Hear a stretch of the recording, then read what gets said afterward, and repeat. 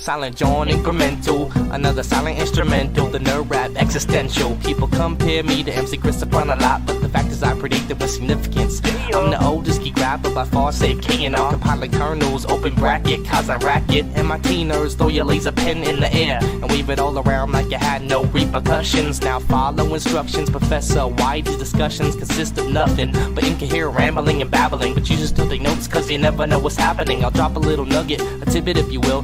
There were 4 United States presidents named Bill. Really? If you run out of hit points, the game will shout. Your life force is running out. If you dig this, then you dug this, cause I'm all about the nerd life, word life.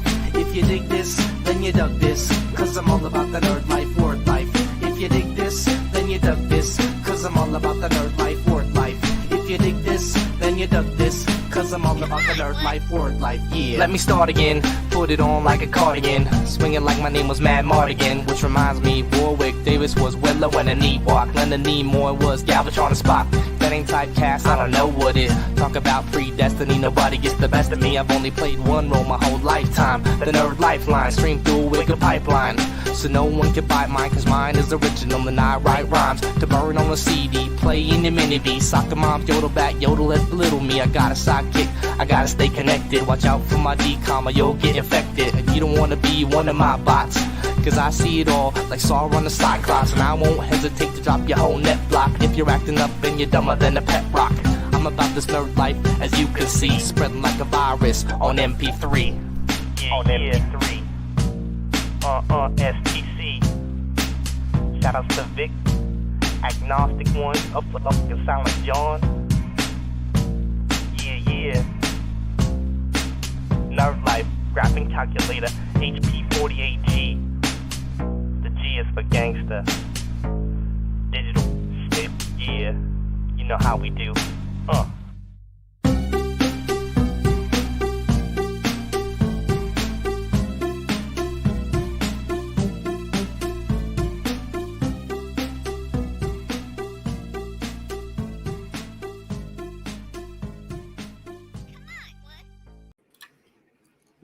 What's up, meatbags? It's the often imitated, never duplicated Tony TGD.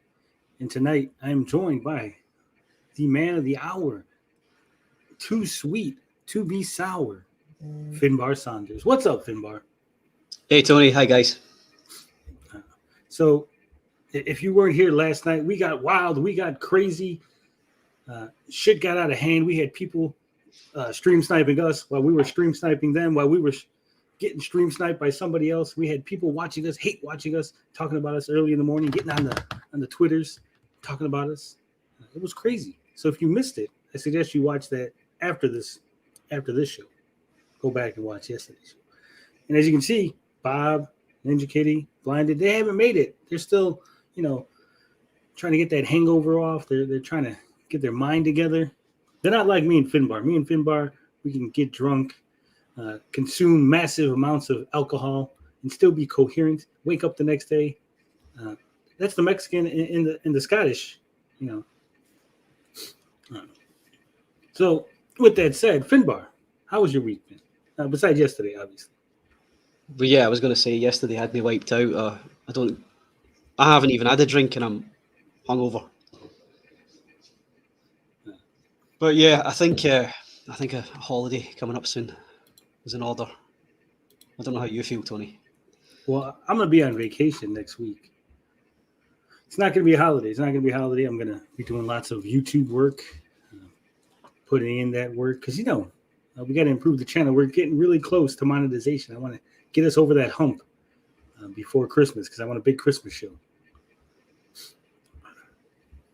So anything exciting? I seen you had some sort of fox visit you recently.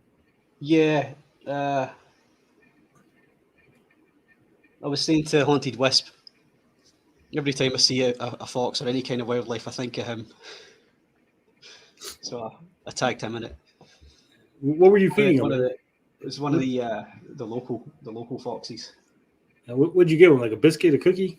Yeah, I think it's got a bunch of cubs hidden somewhere, so it takes them and buries them and then feeds them later. It's awesome. I was gonna say you should have followed it because from what I hear, that foxes protect treasure chest or something. At least that's how it works in not Elden, Skyrim. I thought you were going to say Finnegan Fox. No, not quite. Finnegan Fox, I think he's a DOA. They got him on the table. His heart rate's barely going. Yeah, he'll be a scarf already, won't he, Finnegan Fox?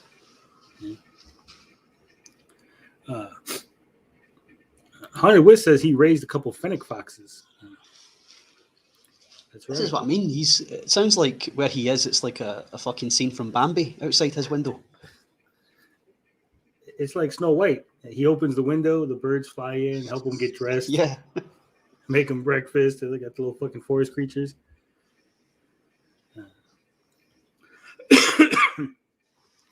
I'm still getting over my cough. I'm going to try to do good, try to not die on stream. But my week has been fantastic. If you follow the channel, you know we've been putting up those numbers, doing live streams, doing lots of videos. I made a couple quick videos, actual quick videos, like 3 or 4 minutes. They're doing pretty well. So I'm going to try to get some of those out more often, get all the information as quickly, succinctly as possible in a video. No need to stretch it out. No need to go 10, 15, 20 minutes when all you got to do is go, hey, here's the information, blah, blah, blah, blah, blah. I'm done. Right?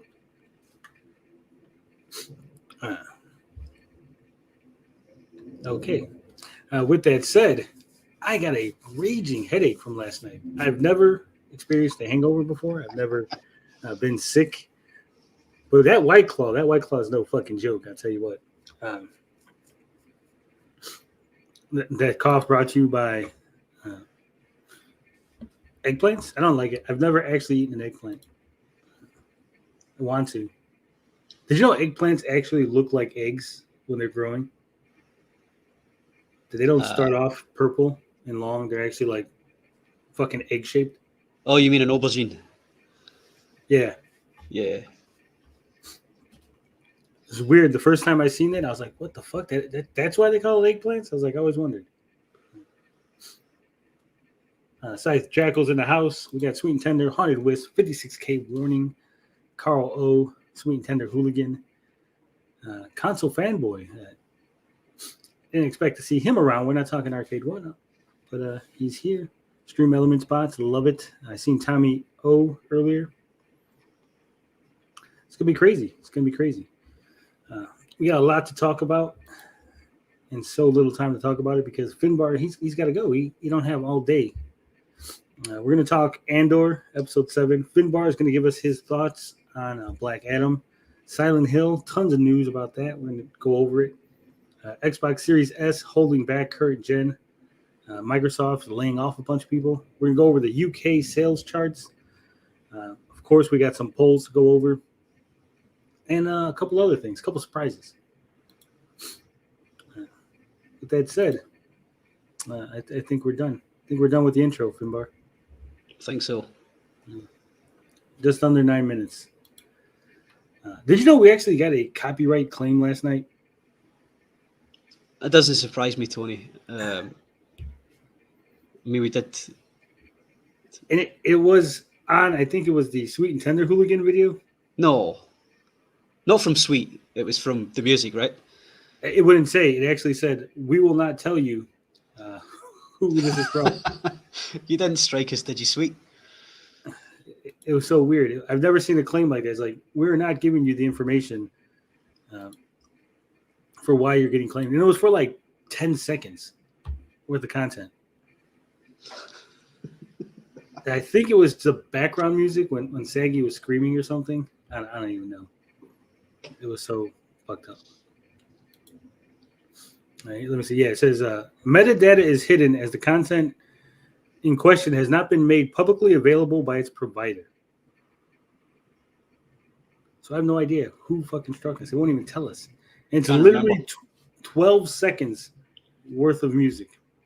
Can't remember the music that was playing during that saggy bit. So yeah. So good job there, Sweet and Tender. Weird, I used an entire Blondie album. Yeah, that's what I'm saying. It was just like 12 seconds. I don't know if it was Saggy's yelling, if somebody was just fucking around. Yeah. It was weird. Yeah, it's a false strike, but it's not even a strike. It's a claim. So they just wanted the money for that 12 seconds.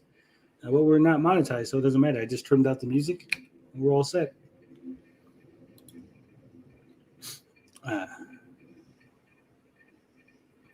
Hunter Wiss says, want to know about the Arcade 1-Up info you guys found? Should I go back through your videos list after tonight? You should. It's always a good idea to watch our videos over and over again. Watch them all from the start. Yeah. All right. My head's swimming. So I guess we'll just get straight to it. If you haven't seen Black Adam, if you plan to see Black Adam, maybe bow out for the next 10 minutes, put mute until you see the little Black Adam banner come down. Because Finbar, he's going to give us his Black Adam review. He went out and seen it. What did you think? How spoilerific can I get deep? Or You can get deep spoiler. We'll start unspoiler. Just give us a general what do you thought about the movie and stuff. But after that, no holds barred. I'll give the warning when I'm starting to go balls deep. No. I didn't hate it. I thought it was okay. I think The Rock. We all know how limited an actor The Rock is, but he was okay. He wasn't the Black Adam of the comics. He was playing The Rock as he usually does. There was a bit too much Snyder-esque slow-mo going on it as well. I noticed. I can't remember who the director is of this, but he was copying the Snyder style too much, and I don't think he needs to. I think he should start doing his own thing. I hate the fucking Snyder style. This is the thing. I remember the director's cut of Justice League, the Snyder cut, and it was like 4 hours long, and half of it was just slow-mo. If they cut all that slow-mo out, it would have been 2 hours long and it would have been a normal film, but people seem to like to copy it. I like Dr. Fate. I liked Pierce Brosnan. He was good.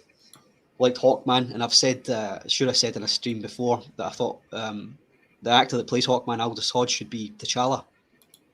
Watching this just reaffirms that. I think he's fucking great. I think he needs to be cast as T'Challa immediately. He's awesome. You've also got Atom Smasher and Cyclone in it as well, but I wasn't feeling them. I think they were a bit pointless. They had a bit of a love story going on. It was a bit silly and tacked on. But you had I've got to go to slight spoilers here. When Atom Smasher's in a car, he gets a FaceTime from his uncle, and his uncle is the original Atom, Al Pratt, and he's played by the Fonz, which is quite good. I like that.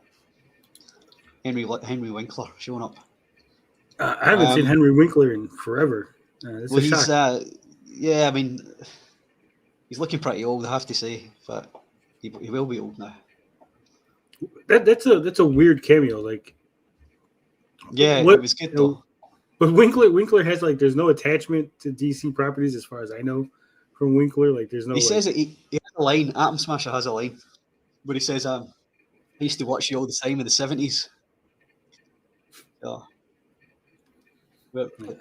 Get a reference to Happy Days there, but so I don't know. I mean, it was okay. I would have said 5.5.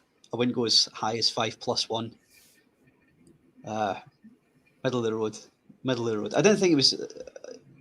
There was talk about. I remember The Rock mentioning that this was going to be kind of like the reboot of the DCEU. I don't think so. It feels like a continuation. Yeah, I mean, I don't want to. I'm going to have to start going slightly spoilery now. So if everybody wants to mute until the Black Adam banner drops down. So Amanda Waller's in it, very briefly. So it's still continuing on the compound that they locked Black Adam up in is the Task Force X compound underwater. So all that stuff's still there. And the Justice League still exists in this world, so because you can see the kids have all got posters of Batman and Superman and the Flash and stuff up on the walls. So it's a continuation and not a reboot. I think they're maybe going to deal with a full reboot when they come to the Flash movie. Yeah. So what do you think? Is this a continuation of the Snyderverse or the original Justice League? I'm not. See, I don't know if this contradicts either of them, to be honest. I'm racking my brain trying to remember the major differences between the two Justice Leagues. Darkseid showing up, Darkseid not showing up in the original was Steppenwolf. Yeah, so I mean, to The be honest, extra stuff with Cyborg. yeah, everything that came after it, though, I don't remember any of it contradicting either of those Justice League's films. So, I mean, if you want to take it as in the same continuity as Zack Snyder's, you can take that. If you want to take it as the same continuity as that other abomination they released in the cinema, then you can do that too. But if they're going to reboot it early next year, I don't think it matters at this point anyway. And they should be rebooting it. The new head of the studio coming in, they need to clean the slate, start again. And that sort of leads on to that they were talking about they're going to replace Ezra Miller with George Mackay for the Flash. Don't know if you've seen that story coming up. I did, but they weren't sure if they were going to replace Barry Allen or if he was going to play Wally West. Yeah, I was thinking that maybe you come in as Wally West, but I would honestly, I would replace him now. George Mackay's great. If you've seen 1917, he's an awesome actor. He's a British guy. I would go one further. I would replace Ezra Miller now. I would do everything. I would either Back to the Future him out of it, like they did with Eric Stoltz, or I would deep fake his face into it. I would completely remove Ezra Miller from it now. Start as we mean to go on. Maybe have him in it for 10 minutes and then explain some reason why his face has changed through multiverse shenanigans. But I would get him out of the movie now and I'd start it now. I always said that they should just leave the movie the way it is for the Flash, and then at the end CGI the suit to be yellow and be like, oh shit, Ezra Miller's been the Reverse Flash the whole time. It's a good idea, yeah. He was evil, everybody. Yeah, see, he was evil. It's okay. We can keep him in the movie. So back to Black Adam. Yeah. So, yeah, it's action heavy. Everything gets smashed to bits. Very, very little real story.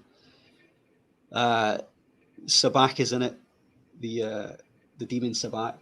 He's got to take him down. You find there's a small twist where you find out that at the beginning there's like a sort of backstory about how Black Adam came into power, and it turns out it wasn't him; it was his son who got the power from the Wizards. You know, the Wizards Council.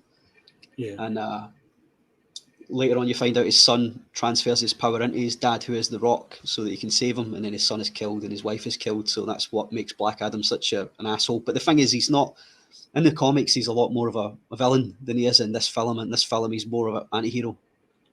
He's just a hero who kills. Doesn't that kind of contradict the Shazam movie that's coming up? I don't know what's happening in that. I haven't read it. I think at the end of the last Shazam, or maybe it's the beginning of the new one, he's going to end up giving the powers to all the people in the orphanage or whatever. It's going to have the entire Captain Marvel family. So it's going to be like Captain Marvel Jr., Mary Marvel. How is it contradicted though? Is it? Well, because if Shazam can share the power without giving it up, shouldn't the son just been able to just give the Rock and his mom the power without having to like just give it up and die? Maybe, yeah. Maybe when he shares it out, it's diluted. Who knows? If that's the biggest plot hole we've got to deal with, Tony, I think you know. Well, because it'll be okay. In the comics, isn't Iris is the wife, and I think his son has powers in the comics too. No, I'm not massively familiar with Black Adam in comics. I know vaguely of him. Because I think they gave him a whole family, like to go against the Shazam family. I think they gave him his own like version of it. It's like him, the wife, Isis. Fucking the son has a name too. Fuck. Whatever. Go on. The son's name was, I think it was Harut in this film. Is that it? Is that his son's name in the comics? Could be wrong. Could be wrong. But yeah, it's good fun. A lot of action. Pierce Brosnan's a standout. He steals it. He's more of a Doctor Strange type character. That, from what I know of Doctor Fate in the comics, he's sort of similar power set. So he was good. And like I say, I loved Hawkman. He was really good too. I was a bit when they cast him, I was a bit disappointed he didn't get the Black Panther role first, but he can do both. I'm sure he's good. I'm sure he's got time. I'm sure they're not going to be using a lot of Hawkman anyway in DCU. But then, yeah. So major spoilers. Obviously, we have Henry Cavill show up at the end in a post-credit scene, and I've got to say, Cavill Superman in that post-credit scene is looking the best he's ever looked. What's he wearing? He's wearing the same suit, but the colours are a lot more. They pop a lot more, and as he walks into frame, the John Williams theme plays. So it looks like, and I quite like the Hans Zimmer theme for Superman and the Man of Steel. But it was nice to hear that again. But I hope they stick with the Hans Zimmer theme for the full theme. But it was good. I mean, I know there was a lot of people pissed off when The Rock did the Comic-Con announcement, and it sounded like Cavill wasn't going to be in it. But I'm glad he's back. He makes the best Superman, I think. So it's best not one black. Since Reeve. So it's not the black. No, the black suit. No, he's in his iconic. Does he have the red underwear? I don't think you get. I can't remember seeing the full shot. I think it was just this waist up you get to see, but I doubt he's got the underwear on. It'd be cool if he did, but I don't think he does. Even if it's just a cheap pair of red Y-fronts pulled over the top of it, I'd take that.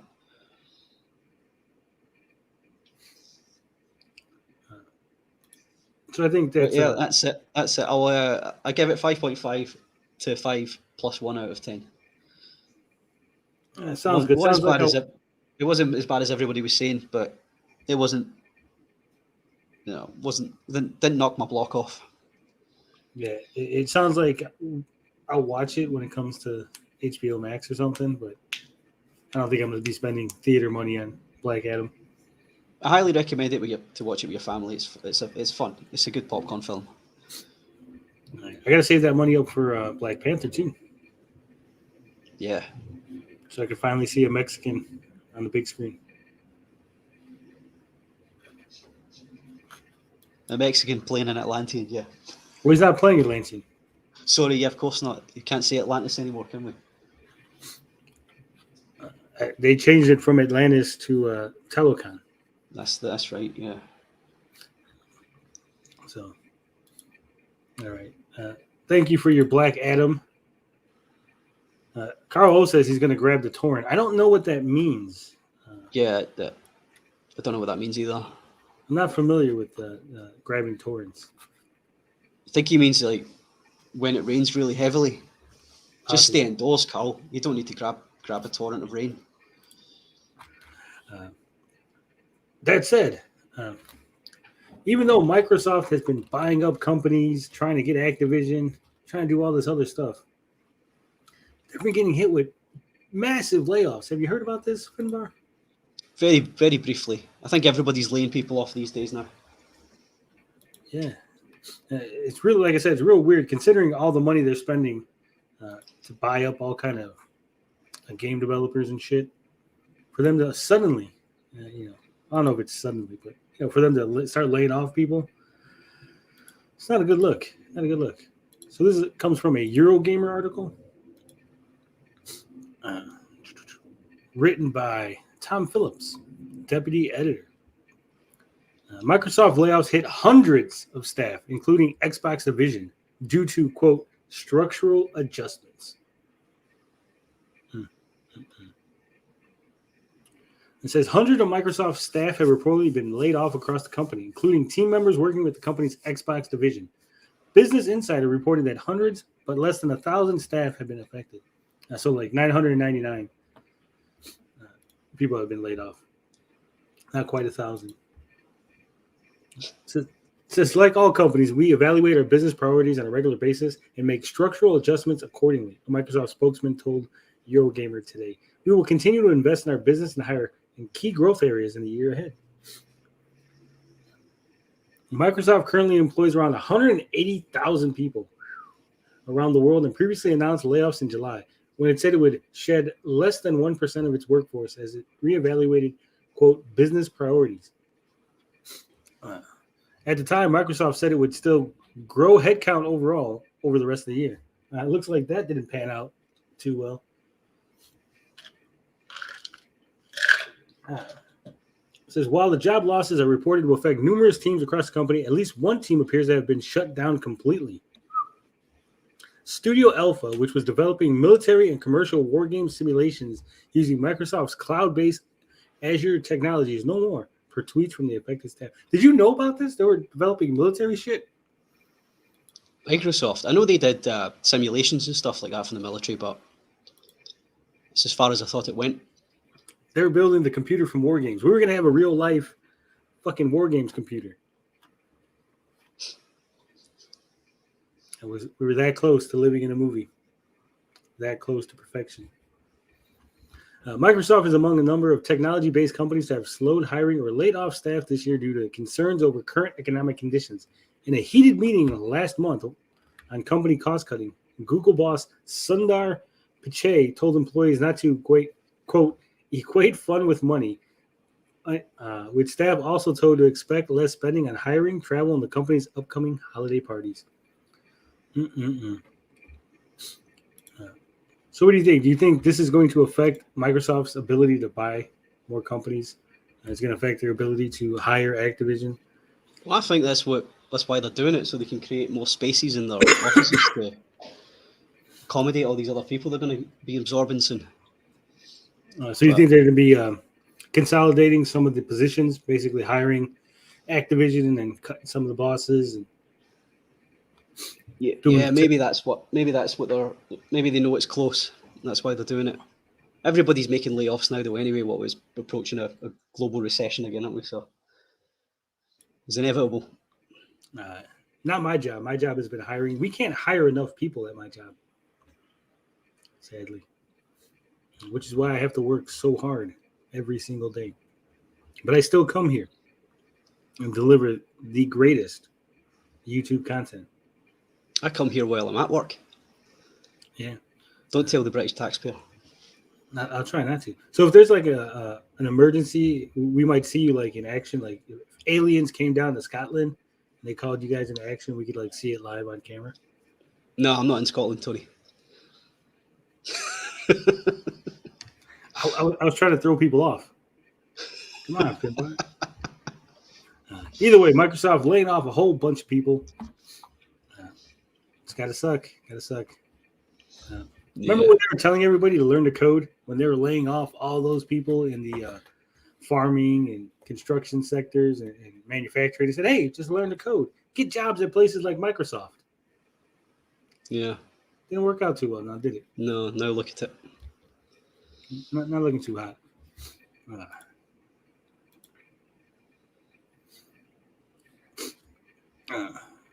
Let's see. Since we got someone from the UK, let's go over the UK sales charts. Everybody likes to cite these charts as, the end all be all. When they talk about games failing.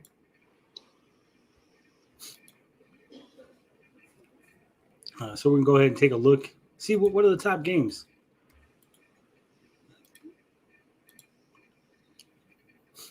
Don't tell anybody that we're using the secret Gaming Press website that has all the charts. Carl O says he left IT 3 years ago. Good on you. Hopefully you're happier now. You're doing something you love. All right, so these are the sale charts. We're not going to go all formats. We're going to actually break it down. Apparently 3DS games are still selling like hotcakes. Now, this is the week ending of 10 to 15. For some reason, you guys do your dates backwards. You put the day. No, that's the correct way. This is the correct way of doing dates. You and Bob always say that. It's not true. It's true. Month, day, year. Year. Why would you put the month first, Tony? It's ridiculous. Because you say like March 3rd. October You say March 15th. 3rd. We say 3rd of March. Yeah, see, you add an extra word for no reason. You got to remember, this is the language we taught you. But we ain't got time to waste on that extra of. We got shit to do. We got nations to save, worlds to build. We ain't got time for that of. Yeah. You're the nation of cutting corners, aren't you? Hell yeah. Scoring is up there because Bob is playing, yeah. Why does it say 3DS? Because we're going to go over all the different. They got 3DS, Switch, PC, PlayStation 4, PlayStation 5, Xbox Do they still release games on the 3DS? They don't. I think they do, or these are the last of them that are still getting out there, being bought. We got The Legend of Zelda: Ocarina of Time 3D. It's been on the chart for 333 weeks. It's number one last week. Pokemon Ultra Sun, Fire Emblem Echoes of Shadows of Valencia, Dragon Quest 7: The Forgotten Past, Dragon Quest 8: Journey of the Cursed King, Animal Crossing Happy Home Designer, Pokemon Ultra Moon, Nintendogs and Cats Golden Retriever, Kirby Triple Deluxe, Pokemon X, Legend of Zelda Link Between Worlds, and Mario Party, the top 100.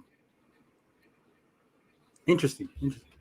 Yeah, this is all modern stuff. I can't believe the 3DS is still going. Haunted Whisper's saying he still plays his 3DS. So, yeah. Yeah, see, he plays his 3DS. Yeah, Carl Owl agrees. Making shit complicated in the UK by driving on the wrong side. We don't want to go down there. That's quite a touchy subject at the moment, that, isn't it? Not just driving on the wrong side, but having the wheel on the wrong side too. Makes no sense. All right. Get some more modern gaming going. Nintendo Switch. FIFA. 3 weeks in a row. Number one, FIFA 23. This is despite gamers every year. Every year I hear people going, it's the same game as last year. Why are people buying FIFA? Can't believe it's the same fucking game every year. And it is always the same game. If you play it, they still go out and buy it though. Why? Stop complaining. I'm playing FIFA 22 right now. I didn't buy it. I think I got it on PS Plus. I don't know if I would buy it. I certainly wouldn't buy it at full price. I don't think I have for a long time. But it's literally the same fucking game every year with just squad updates. It's probably the same. I don't know. Do you still have? Is it Madden? Is that your football one over there? Yeah. Yeah, it's probably the same with Madden. It's probably just squad updates with slight tweaks in the game engine. FIFA's the same. It makes sense because there's really not much you can do, right? It's soccer. It's going to be the same. The sport hasn't changed, so every year it's the same soccer game, right? And if you've made it to the pinnacle of soccer simulation, that's it, right? You haven't made it to the pinnacle. There's other things they could do. They could have things like people throwing flares onto the pitch and people punching the referee. You can do stuff. I always remember the first time, like a hooligan bonus mode. Yeah, well, I always remember the first time I played a hockey game. I think it was on the NES. I can't remember what it was called, and you could beat each other up, and it would take you into a whole mini game. Yeah, it takes you into a whole mini game to have a fisticuffs. Why can't we do that in FIFA? That'd be great. Yeah, stadium fights. I think the next FIFA should have hooligans enabled, where they fight at the beginning. Before the soccer match happens, you have to play a mini game as your hooligan squad. While you're playing in the background in the stands, you should see a load of riot police pushing all the fans out of the stadium and then tear gas everywhere. It'd be great. Think about it, because this would really help real life hooligans, right? You play hooligan mode. And at the beginning of the match, you have to fight. And if you win, if you beat up the other hooligans, then your team gets a morale boost and makes your players slightly faster. Yeah. And then that's the way to go. Halftime, you get another fight. And then after the game, you get another fight. Gary agrees with me. I knew Gary would agree. Gary's always right. Rocket launcher unlocked. Hell yeah. But yeah, basically it's the same game. I think they should just stop. Just stop. Charge you $20 for the DLC. And now you can play enables the fucking FIFA 23 roster. Well, there's going to be no more FIFA. That's the last FIFA you'll see on a sales chart. So, but you know what I mean, because they do, like I said, they do the same thing for Madden. They do the same thing for hockey, basketball.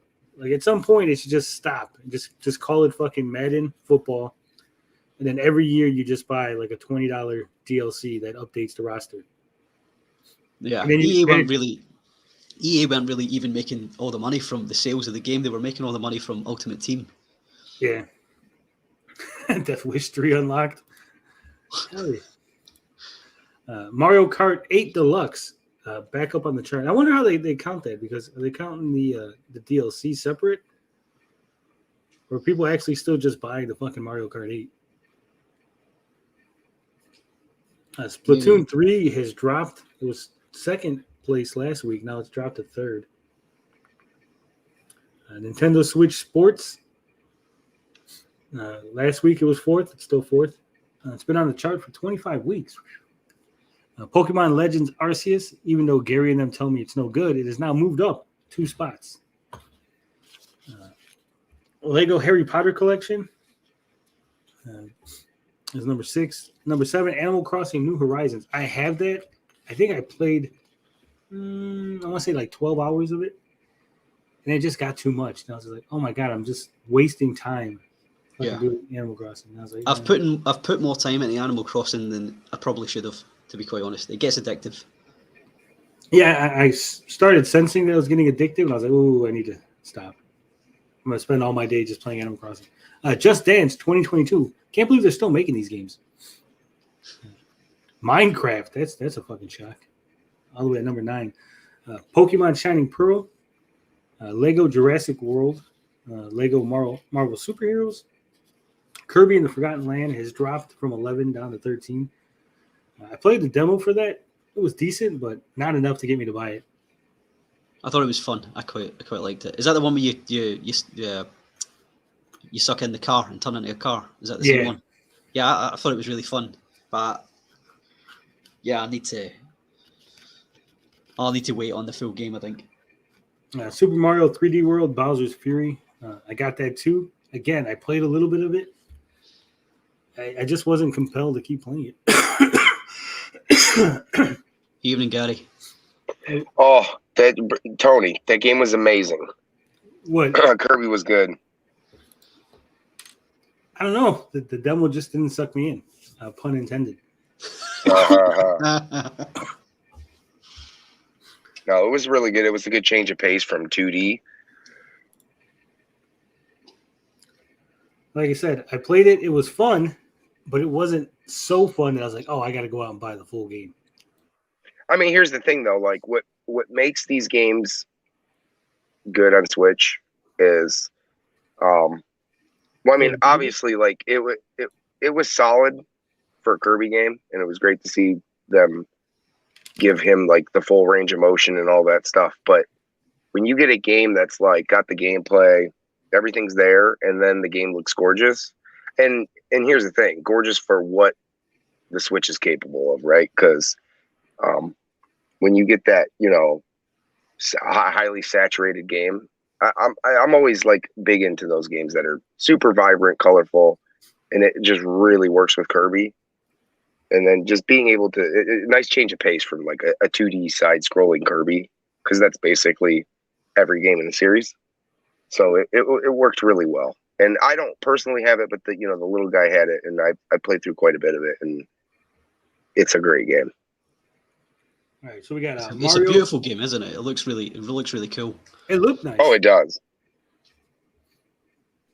All right, so number 15 is Mario and Rabbids Kingdom Battle. I guess people are gearing up for the new Mario and Rabbids game. No Man's Sky, Nickelodeon Kart Racers, Mario Party Superstars, new Mario Brothers Deluxe, and The Legend of Zelda Breath of the Wild. Wow. Nintendo charts are always weird because it's like so many first-party games and not really a lot of third-party shit. Well, I don't know if everybody. Sorry, Gary. I don't know if everybody. Maybe in the same mindset as me. I don't buy third-party games for the Switch because they're really expensive. I'll buy them for the PlayStation. Yeah, for the most part, that's what you're buying. Right. That's for the most part. That's what you're buying a Switch for. Right. Yeah. Especially when you look at the graphical downgrade of some of the games that you can get on PlayStation or Xbox. It's pointless paying more money on the Switch for an inferior game. Yeah, but it's such a shock and surprise for me because the Switch has sold so well, and then to think that it's selling as well as it is as a secondary console, right? It's not even like a main gaming console. It's like, oh, I bought it for the Nintendo stuff, but I'm still gonna play my PlayStation for the third party or my Xbox or my PC. The fact that it's handheld goes a long way for it because you don't really have the 3DS popping up there was a surprise. I didn't even know it was still in existence, to be quite honest. But you've got your people whether going out on the train, on a plane, just put your Switch out, isn't it? Can't do that with your Xbox or PlayStation. So I think that's what so it is a secondary console because you've always got another one at home. But you pull out your Steam Deck. You could, yeah, if you can buy one. You could. There's no wait time. We covered it last week. You just order it and it'll come ship. They'll ship it out. Has it dropped to a reasonable price or? No, same price. Okay. Yeah, I just don't understand owning a Steam Deck. If you want to play those, I get you got pretty much anything at your fingertips, but the screen is just not there. Now if they get to a point, the screen's not there. I mean, you hold an OLED in your hand, and you hold that Steam Deck. I'm going to tell you right now that there's no comparison. Oh yeah, you're not going to compare OLED to non-OLED, but it's still right. It's functional. It does what it needs to do. It's not like maybe I'm just not a fucking graphics whore, and I'm like, oh my god, I need the fucking 4K. But the thing is I mean, if you're going to play all those Steam games and you want like PC stuff, why not just go the route of building a PC and having? I mean, I get the portability, but at that point, I'd rather, if I'm going to go that route and play the Steam and PC games, I might as well build a rig. This is why the dock for the Steam Deck seemed quite pointless as well, because you may as well just go for a PC at that point. Right. Well, like for me, I'm not playing the major high end games, right? AAA. I'm playing the indie games that are not coming to PlayStation. They're not coming to Xbox. I'm playing those on the fucking Steam Deck. So. I mean, that's a good point. I always thought about getting one just for that, but like, I don't know if the few games, because there's so much that does come to, the major three that I can't justify really wanting one. I know Ninja Kitty swears by it, and he's very addicted to those Steam sales and picking all that stuff up, which is great. You'll be able to fill that memory up really rather quickly that way. And I mean, you're getting a good deal by. Sure, the console's expensive, but with a Steam sale and those games drop to pretty much nothing. You're gonna make up, the price of that console rather quickly. But I just can't justify it. Carlo says Steam Deck is good for virtual pinball, hooking to my @games pinball. I mean, if you got a hook for pinball, it seems like you might have a problem. Not that there's anything wrong with sex work, but I don't think hooking for pinball. All right, PC is always funny because whenever we go over these charts, it's always the fucking Sims. It's like fucking. And here we go again. We got The Sims 4 high school years, Football Manager 2022, Farming Simulator 22. I got that on PlayStation. I still haven't played it. Microsoft Flight Simulator, Age of Empires 4, Rocksmith. Oh my god, 2014 edition. Jesus. How the fuck did that jump up? Well, they're probably still releasing songs or content, DLC or something like that. Like a fucking sale. Like they're like, it's for like a nickel. I mean, it could be that too. Train Sim World 3, The Sims 4, The Sims 4 Cats and Dogs, The Sims 4 Eco Lifestyle, Sims 4 Get to Work, Sims 4 Get Famous, Disciples Liberation, Sims 4 Get Together, Total War Warhammer 3, The Sims 4 Cottage Living, City Skyline Complete Edition, Train Sim World 2020, Rome Total War, and Euro Truck Simulator 2 Scandinavia. Lots of Sims on there. What's the what? Lots of Sims. Yeah, lots of Sims. Every week, every time there's a chart. Probably because they're not counting the adult games. This would all just be like Sex Simulator 2022. And Yeah, it just blows me away that there's such a big block of Sims games. Like, it's incredible.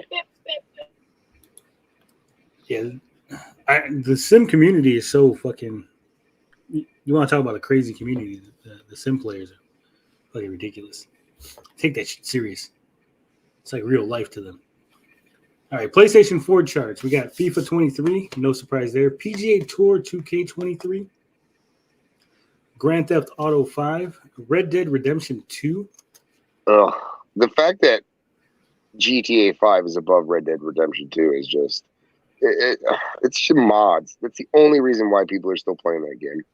There's not is there mods on PlayStation 4? PS4, Gary. They're able, they can mod it. I mean, they were modding shit on Xbox. You're telling me they're not modding it on these other consoles? I have no idea. I don't think so. I mean, when I originally played Grand Theft Auto 5 online, there were people modding and hacking that game like crazy. So all the stuff I see going on, I would assume they'd be able to do that on console if that was their choice of, especially because they don't really monitor the online.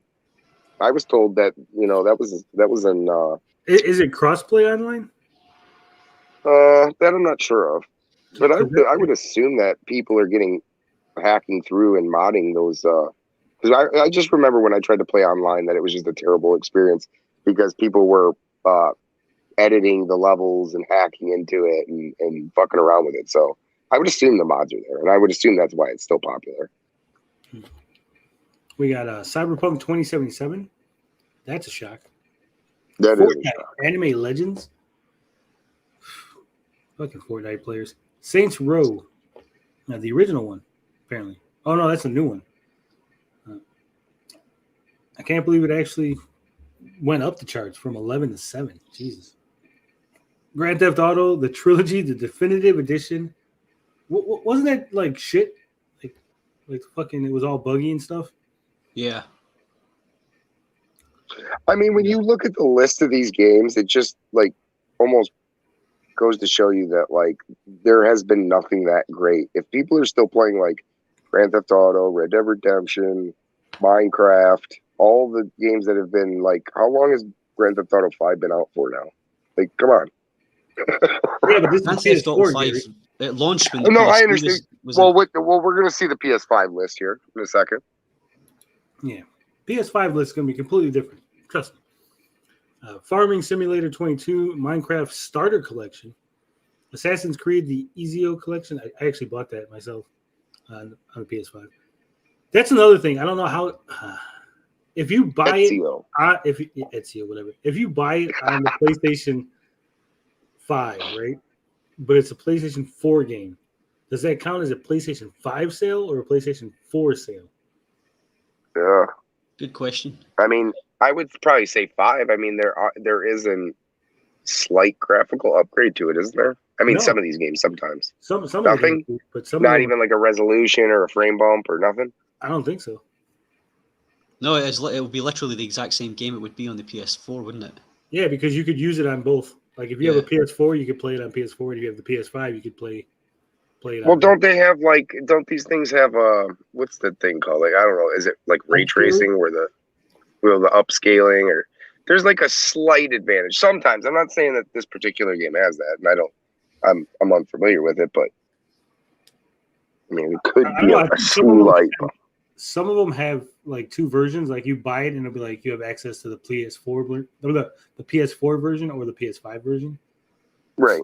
But some of them are just like straight. This is a PS4 game that you're playing on the PS5. Maybe they count in both sales charts in that case. Yeah, that's a good point. Yeah, Aston Vandal saying GTA 5 is 9 years old. It'll be 10 years in 2023. It launched on the PS3 as well. Yeah. Right. That's how old it is.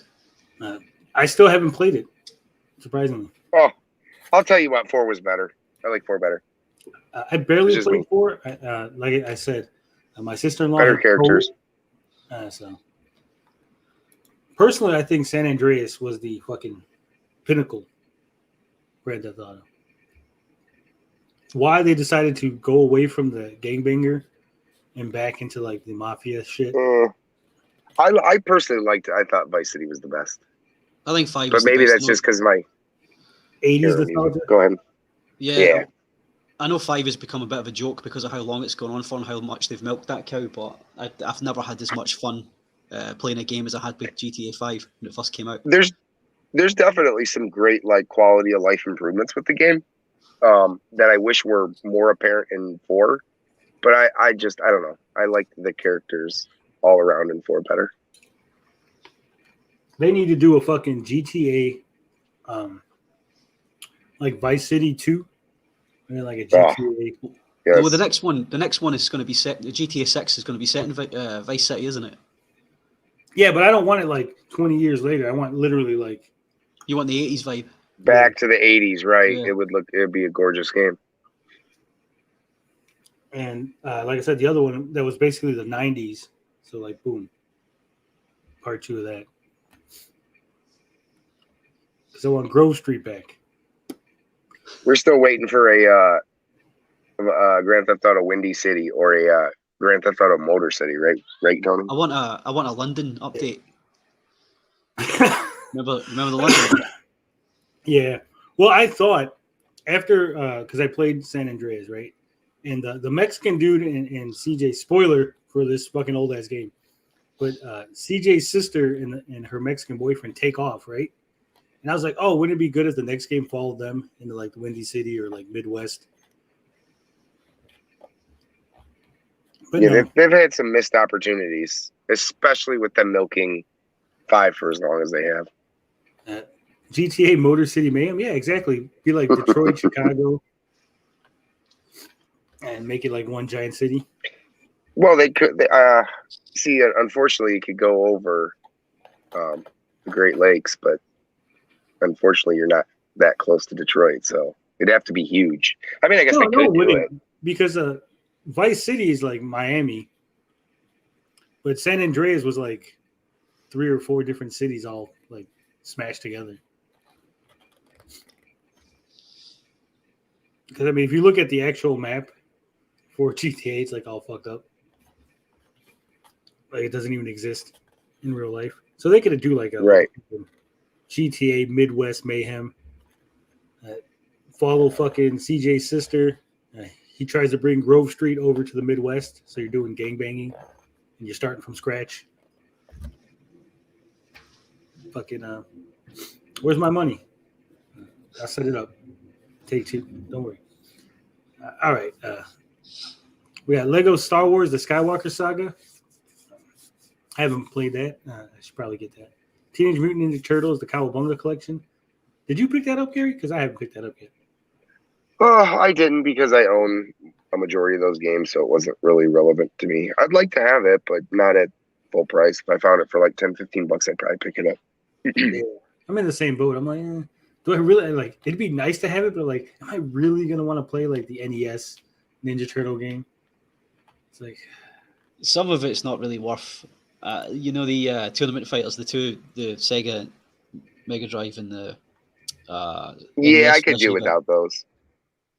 Well, the NES version would be nice to have. That's a game I don't own, and there is a great reason to own that collection because aside from not like if you don't have the games, to own all those games would cost you a pretty penny, especially if you wanted them on their original consoles. I mean, Tournament Fighters, the third one I think for the Game Boy, which I think I have, is now upwards of $100. You're looking like Hyperstone Heist is now an expensive game, and Turtles in Time is not. It's about $50. And you add all these games together, it's like easily over a $500, $600, $700 package probably, and for what, $30, $35? I mean, it's a good deal. It's just I have no need for it. But the problem for me is out of all there's like what 10 games. There's only 4 games that have online multiplayer. Right, I get that. Yeah. Tournament Fighters Super Nintendo version. So the Genesis version, which has different characters, doesn't have online. The NES version again has different characters, doesn't have online. Right. Turtles in Time Arcade has online. The original arcade Turtles has online, and the for some reason the Hyperstone Heist Genesis game has online. I feel like Konami probably picked the ones that they knew people would play the most. I don't think there was any point in going Yeah, but putting I don't online think people multiplayer. are going to play the Hyperstone Heist more than like Turtles in Time for Super Nintendo or even fucking. Yeah, they are. So You know why, Tony? Because it's Turtles the in Time doesn't have preferred it. version. No.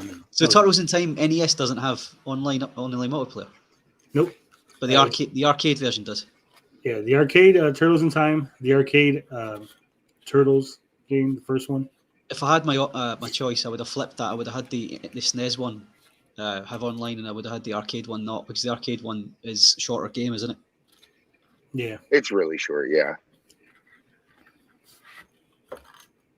but I think is the Genesis one. Does that have more than 2 players multiplayer, or is it just 2? I think it was No, only it's 2. just 2. So, Super I mean- Nintendo's only 2. That's what I'm saying. Like that's like 2-player online. Like that's probably why they picked the arcade games, because those are at least 4-player online. Right. Yeah. I would have skipped Hyperstone Heist, and I would have put the Tournament Fighters Sega Genesis online. Well, you know what I wonder too is like back on the 360 they did the arcade, I believe, version was online.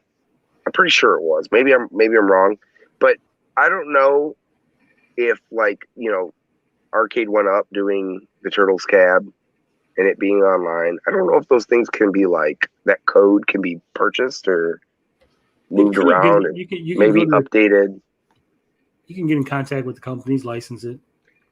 So I wonder if that has any bearing on why those games were, you know what I mean? Because those games had that going forward. So all right, we got NBA 2K23, F122, Assassin's Creed Valhalla, Sonic Mania Plus. You got that free on fucking PlayStation Plus not too long ago. Mortal Kombat 11 Ultimate, Dying Light 2 Stay Human, and Marvel's Guardians of the Galaxy. Ooh. That's actually, I love the story in that game, but I hate the fucking combat. You only get to play Star-Lord, don't you? You don't get to play as the rest of them. Is that right? Yeah. You've played it, haven't you, Tony? You play as Star-Lord and you can direct the rest of them and like give them like, hey, use your special move over here on this guy or whatever. But that's about it. Seems like a big missed opportunity for online multiplayer. I don't know why they did that. Because it's the story. You're playing as Star-Lord and it's told through his perspective, the entire story. So it works for the storytelling element, but for being a game, right? It's like, and even the new game plus, like, you beat the game, so you would think that all the stuff you unlocked, right, you would have, and they're like, no, you still have to go through the story and unlock the guns when the story tells you to unlock the guns. Instead of just giving it to you and like still playing the cutscene anyway, right? Like you would just be like, well, whatever, I gotta play the cutscene because that's the story, right? But give me the guns early. Let me fucking play the beginning of the game with the fucking special fire gun and earth gun and whatever. But no. And it's the same thing with, I hate games that give you, like, you got to collect gear or whatever to upgrade your weapons and stuff. And then you have extra. It's like, I've upgraded everything. Why do I have fucking extra? So, Guardians of the Galaxy, lots of missed opportunity. PlayStation 5 charts only got 10. Wow, not that many games. FIFA 23, Horizon Forbidden West, PGA Tour 2K23, Lego Star Wars The Skywalker Saga, Last of Us Part 1, Gran Turismo 7, Grand Theft Auto 5, Marvel's Guardians of the Galaxy, Saints Row, and Fortnite Anime Legends. look at that. It wasn't that different. Sure it is. It's half as long. Yeah, so there's that. No, let's flip through. What was number 1 on PlayStation 4? FIFA 23. FIFA. Is PGA Tours in there? You got Grand Theft Auto. I'm surprised that a lot of people aren't playing like Red Dead Redemption. Is there a better version on PlayStation 5? I don't think it's been released as You can play a PS4 one and 5, but I don't think it's been released for it. Oh, okay. Well, there you go. But Saints Row's there. It's pretty much Funny enough. just the It's PlayStation close. 5 versions of all the popular PlayStation Yeah. 4 games. I agree with Gary. I don't think a PS5 is worth having at the moment. If that's the point Gary was making. He's just saying that because he doesn't have one. I'm saying that as well because I don't have one. I'm saying the same thing. No, but but here's the thing though. Like, I would love to have a newer system and like a new TV to play these games. Something's not catching me with this round of like, I don't know. It's like the whole downloading things, waiting forever to play games. Something not. Everybody always says that, right? Fucking download's gonna take you. I've never. Maybe I just have good internet, and obviously I don't because we always have trouble. Yeah, but here's the thing. I'm old school, so I pop in a Switch game. I play it instantly. Yeah, there is no downloading shit. But what you could do is you can say, well, there is. I'm gonna eat, right? I'm gonna eat, so I'll download my game, go eat, come back, and the game's downloaded. Download the game. So I'm gonna tell you right here. I pick up a PlayStation 5 for like $500, and let's say I'm the unlucky son of a bitch who has to pay $1,000. I get home. I want to play that the minute it comes out the box, not after I eat. You could that because is huge. It's got Astro's Playroom downloaded already. So, you know what I mean. You can Gary's time is precious. It is. Damn it. See, Aston agrees. I don't know. You get used That's to always it, been a and thing. if you have good internet, the wait is not long. Sometimes you can play the game early before it downloads. Yeah, some of the games waiting on it's not a big deal. like they'll download 20% and said, "All right, you can start playing the game while we download the rest in the background." You can download it overnight if it's big. You can leave it on overnight and download it then. It's just that I feel like the overlap between generations here has been the longest it's ever been. So Right. there's still, and I think it's all to do with maybe it's all to do with the chip shortage and how they couldn't produce enough PS5s for the demand, and people are nervous about just committing to PS5 only. I know they've done that with Gran Turismo and Saints Row is only PS5 only, isn't it?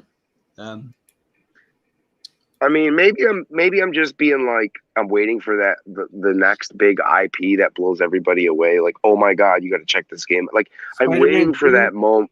Wolverine. No, but see, those are established IPs. I'm talking about, before BioShock was a thing, or before, pick your poison, right? Like Assassin's Creed or whatever you consider to be like, oh my god, I had to jump in and buy, PlayStation 3 or Xbox 360 because this game was just, everybody was playing it. It's too amazing to miss out on. Like, that experience has not, in the last two generations, it just hasn't happened. And I think that's mainly why I stuck to 3DS for so long and then with Switch, because I know what I'm getting. I'm not saying that there's anything like that really on Nintendo's platform, but I know at the end of the day, I'll like those fun and, whimsical games on Nintendo, whereas like, I think everything's just a chore on the other side of the spectrum. And there's just nothing that has jumped out and said, hey, you need to go out today and go buy a PlayStation 5.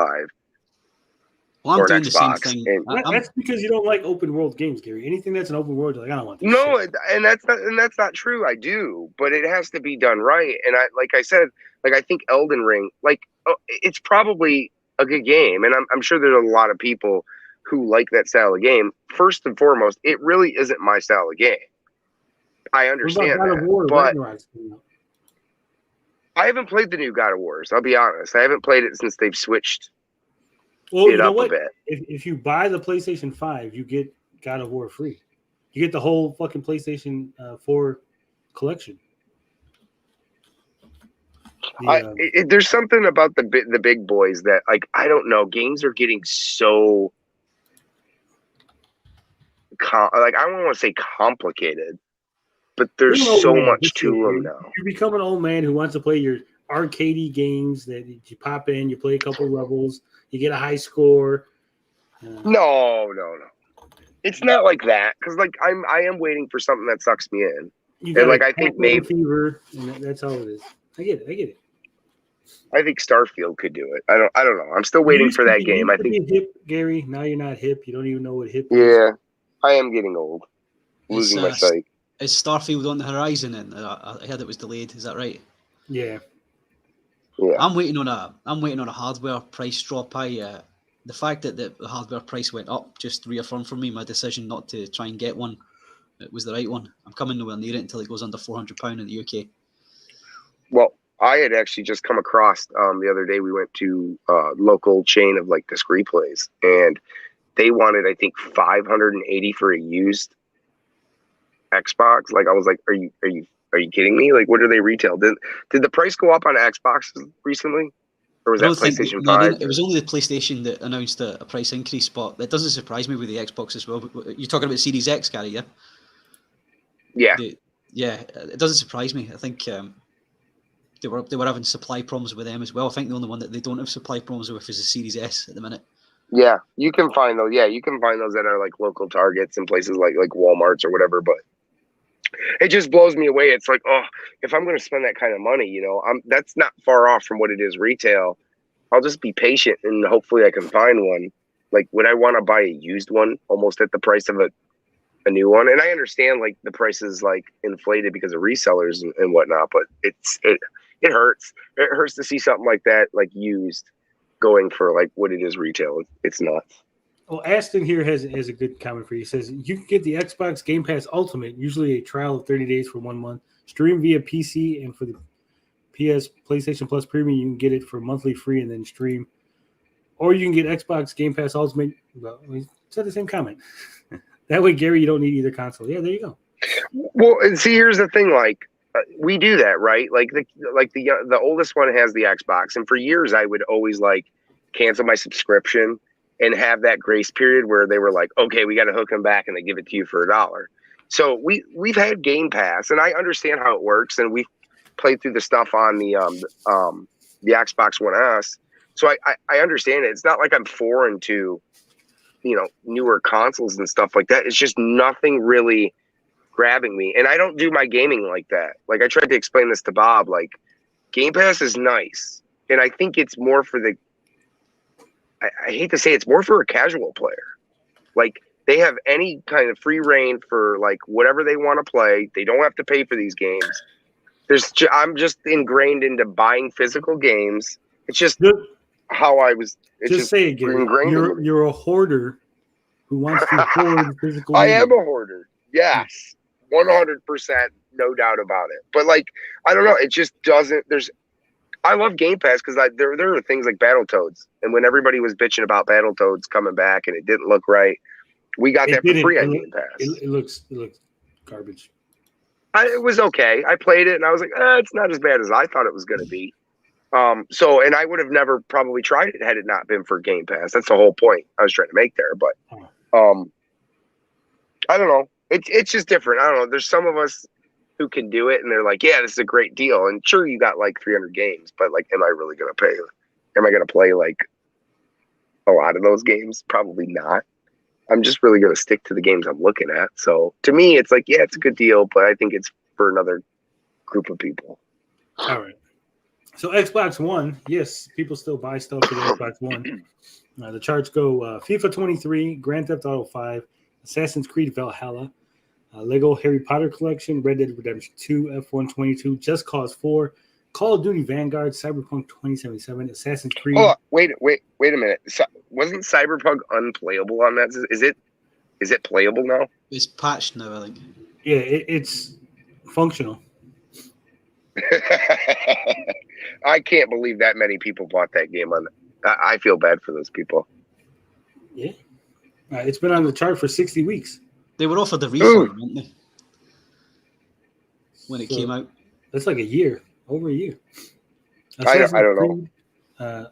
Collection, Titanfall 2, WWE 2K22, Watch Dogs Legion, Lego Jurassic World, Halo Wars 2, wow, NBA 2K23, Sonic Mania Plus, Sonic Forces, Sniper, Ghost Warrior Contracts 2, and rounding it out is Crash Bandicoot Insane Trilogy. It's been on the chart for 94 fucking weeks. Halo Wars 2, isn't that like a 360 game? Didn't that come out like... And we only got 10 for Xbox Series X and S. FIFA 23, Halo Infinite, PGA Tour 2K23, Fortnite Anime Legends. Fuck them Fortnite players. Saints Row, Lego Star Wars, The Skywalker Saga, Riders Republic, Immortals Phoenix Rising, Grand Theft Auto, the trilogy, and Call of Duty Vanguard. So there you go. Those are the charts for last week. Doing big numbers, big numbers. Johnson says, it's a shame. Love platformers on NES. Love GPK, but too much. Yeah. Platformers have really taken a back seat. 2D gaming has really taken a back seat, at least as far as AAA gaming goes.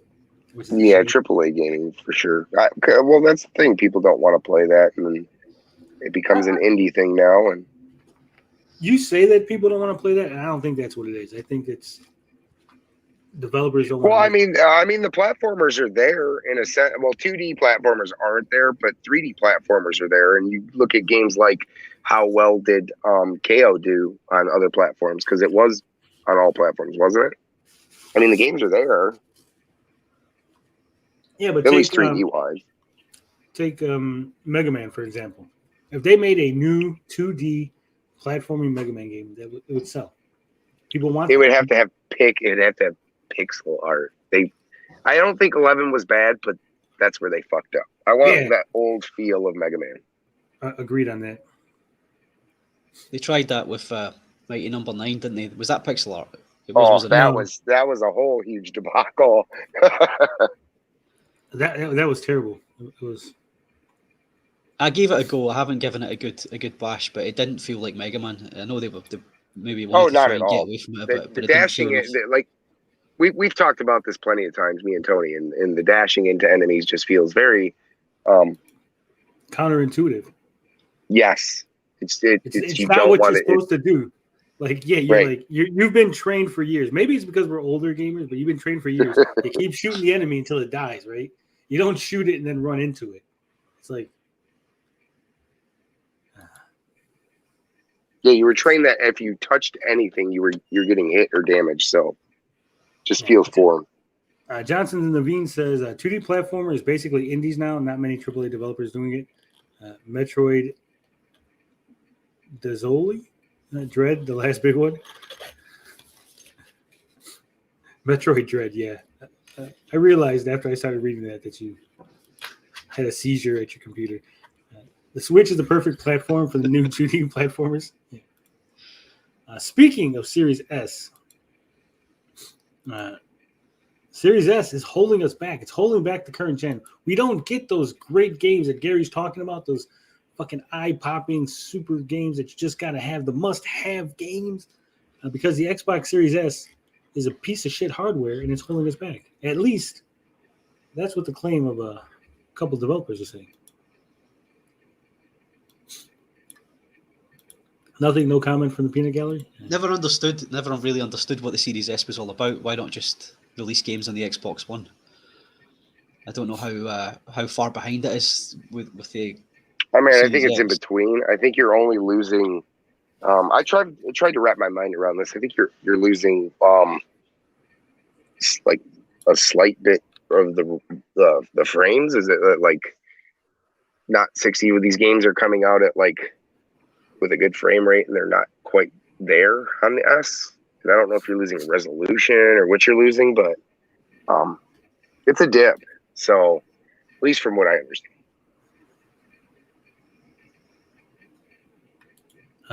I got a chart here if you want to go over it, what the difference is. Since we are discussing the Series S holding us back, let's take a look. This handy dandy Series X versus Series S chart. I don't give a shit about the size. Frame rate up to 120 FPS, up to 120 FPS on the Series S. Resolution up to 8K, 1440p with 4K upscaling. There you go. That's what it was.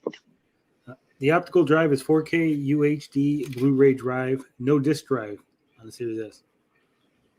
Storage 1 terabyte. NVMe SSD. Series S only has a 512 gigabyte NVMe SSD. So there you go. I don't know what any of that means, but it means that the Series S is a piece of shit. That I do know. I've never really been a technical guy. Yeah, I'll translate the techno jargon. Thank you. 120 hertz screens, 4K screens. Yeah, Right, and that it makes there's less it has to RAM do and less teraflops. it has to do with like the soap opera effect and stuff like that, and people bitch about it quite often. All right, we'll see. Many studios are struggling with Xbox Series S requirements, claims developer. This is from Fraser Gilbert over at Pure Xbox. Teams do not want to repeat the process. It says, well, these are some pretty strong words. A VX artist at Bosa Studios, I Am Fish Surgeon's Simulator, has claimed that many, quote, developers have been sitting in meetings trying to drop mandatory launch requirements for the Xbox Series S as the console has been causing issues. The tweet from Ian McClure, which are now private, but were originally transcribed by VGC. Fucking brain swimming today. Were in response to a discussion about whether the Xbox Series S holds back next-gen gaming, with McClure stating the following. The reason you are hearing it a lot right now is because many developers have been sitting in meetings for the past year desperately trying to get Series S launch requirements dropped. McClure went on to explain that developers have already wrestled with the Xbox Series S over the past couple of years, and now that games are being targeted at next-gen consoles specifically, they don't want to go through it all again. Fucking brain, guys. Sorry. I mean, I think this has been going on since the Xbox One. I mean, when we were done with the 360, there were a lot of games that were just, going back and forth. Well, you could play it on 360 or you could play it on Xbox One. I think they've been stuck in this whole thing for a long time. Like, I wish I could just get a. Sorry, Gary. The 360 and the Xbox One were two completely different generations. So this thing is like they have to develop a game that will run on both systems that have been released at the same time, which is pointless to me. They should have just released the Xbox Series X and then developed a game for the Xbox One at the same time, completely separate from it. Well, I just really wish they could separate it. Like, I want to get a console and I want it to do things that, like, I just feel like it's a joke. It's like I can get both these games, and granted I'm getting a slight bump on one, but I want a console that's like, okay, this game that's being made here could not even be possibly made on last gen's console. You know what I mean? That's at least how I feel. All right. Ashton Vandal says the soap opera effect, Gary, like the sands through the hourglass, so are the days of our lives. Haunted Wiz says Microsoft is offering value and devs are shitting all over it. I think it's like Gary's saying. Before we would have a clean break, right? From Nintendo to Super Nintendo, you didn't expect to play your Nintendo games on your Super Nintendo. You didn't expect to play your N64 games on your GameCube, right?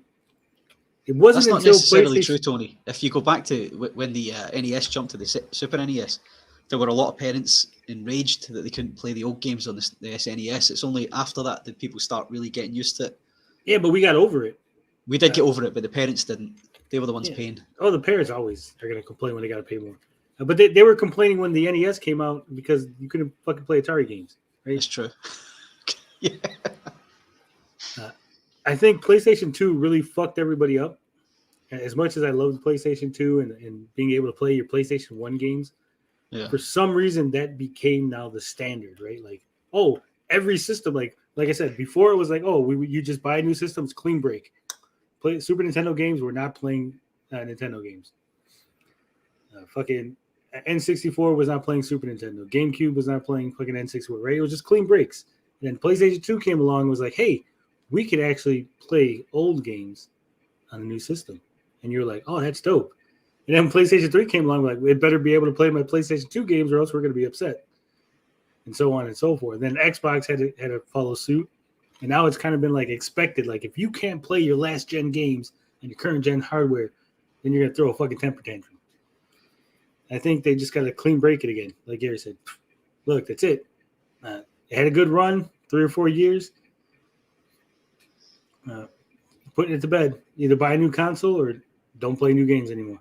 Sorry. Or get like a really super downgraded version. Like how when they would still make the Nintendo version of a game, it was like really shitty. Well, they ended up sometimes those games ended up feeling like different games, and most of the times they were. Well, because they had different developers too. They would be like, I think they developed like the Tournament Fighters for TMNT. I think it was different developers at each version.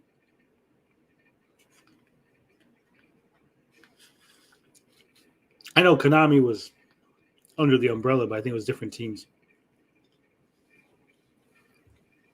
Whereas now it's like one team doing fucking all three versions. Yeah, it felt like different teams, didn't it? Didn't feel like the same. Didn't feel like the same developer. All right, studios have been through one development cycle where Series S turned out to be an albatross around the neck of our production, and now that games are firmly being developed with new consoles in mind, teams do not want to repeat the process. It's not just McClure either. Last week, Rocksteady senior character technical artist Lee Devinold also had some criticism for the Series S and now deleted tweets, claiming that games were being, quote, hamstrung by that potato. Crazy stuff. What do you make of all this? What do I make of all this? I think Series S, they got, it was designed as the cheap alternative. But realistically, like, you have a PlayStation disc version and a non-disc version, but it's basically the same hardware. Whereas like the Series S and the fucking Series X are like almost two different fucking generations consoles. Microsoft thought they were onto something, but apparently they fucked it all up. They were trying to replicate the when the PlayStation 4 came out, and then later on the hardware upgrade for the PS4 Pro, and you would have games released that would run on both versions of it. They were trying to do the same thing, but because they did it at launch, both of them at launch, and I think the hardware differences were more vast than between the two PlayStation versions. I really didn't see the point of the Series S. Yeah. Johnson Naveen says, I've always sided with PlayStation over Xbox. Me too. Mainly because I'm familiar with the controller and other friends had it. Yeah, I didn't like that original Duke controller for the fucking Xbox. So I was out. Hunter Wiss says, fun fact is Max's nixed SimCity for the NES because Nintendo was worried that an NES version would stunt the sales of the SNES. SimCity was fucking awesome on SNES. It was like the outside of the box game that I didn't think I was going to ever like. But everybody was fucking playing it. I was so amazed when I was like, we're sitting around like discussing different strategies for fucking building cities in SimCity. I'm like, how did we get here from playing fucking Ninja Gaiden and fucking Contra to like, hey, now we're fucking playing SimCity. Haunted Wisp is currently working his way through SimCity 4. Aren't you, Wisp? I believe he fell asleep playing it at one point as well. I was so disappointed in SimCity 2000 with like the fucking water systems you had to build and everything. It was. Ashton says, I think the Series S is more for those who do not care about going all digital and wanted a lower price point to jump into next gen to see what it's all about. And maybe over time they will trade up. Yeah. I think it was just Microsoft's way to say, look, see, we have a console that's cheaper than the PlayStation 5. Yeah. Don't you want to buy the cheap one? Well, if you can't afford the big boy, you can buy this cheaper version. But it didn't get Gary. Didn't sucker Gary in. Gentlemen, did you watch the latest episode of Andor? Oh, yeah. All right. So if you haven't seen Andor, we're going to probably spoil it. So I suggest muting it for like 10, 15 minutes. I have not, and this is where I'm going to take my exit because the phone's dying, and I will join you gentlemen in a little bit. All right. Catch you later, Gary. Yep. Hunter Wiss says, yes, sir. That's the Hunter Wiss signature to play till I pass out. The best way to play. All right. Andor, episode 7.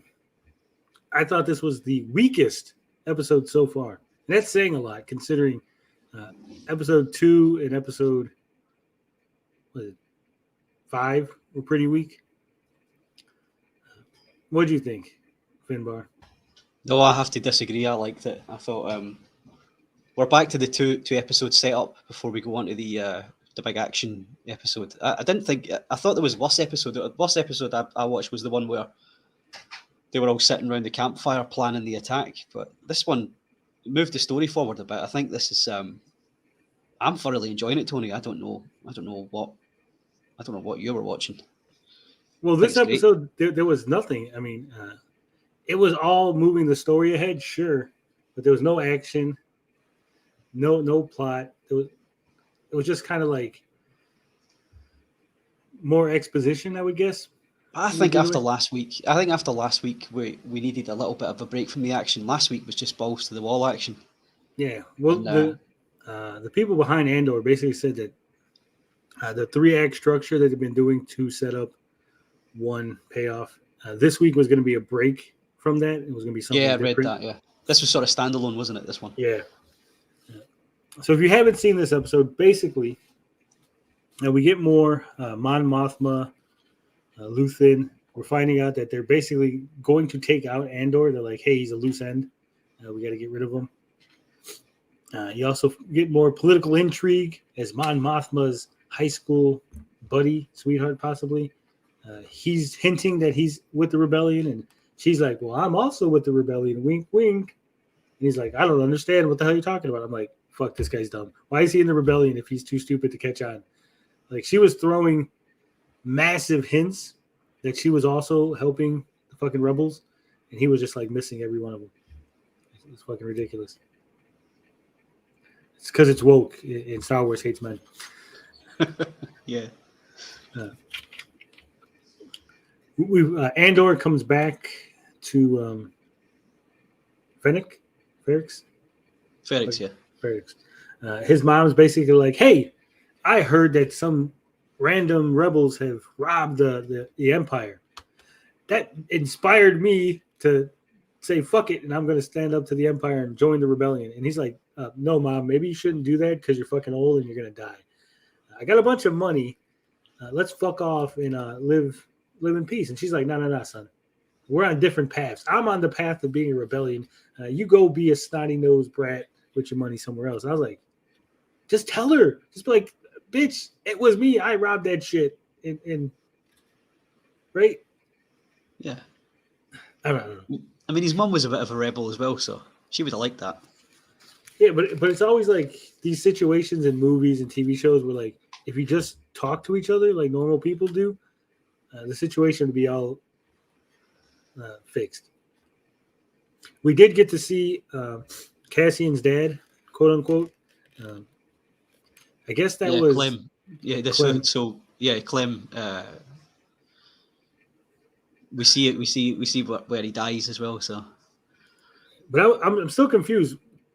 They say that that's his dad, but the mom's really like. I didn't really get a sense that she was together with the dude, right? At least when they showed in the past, like it was more like they were partners, not like they were like lovers. Yeah.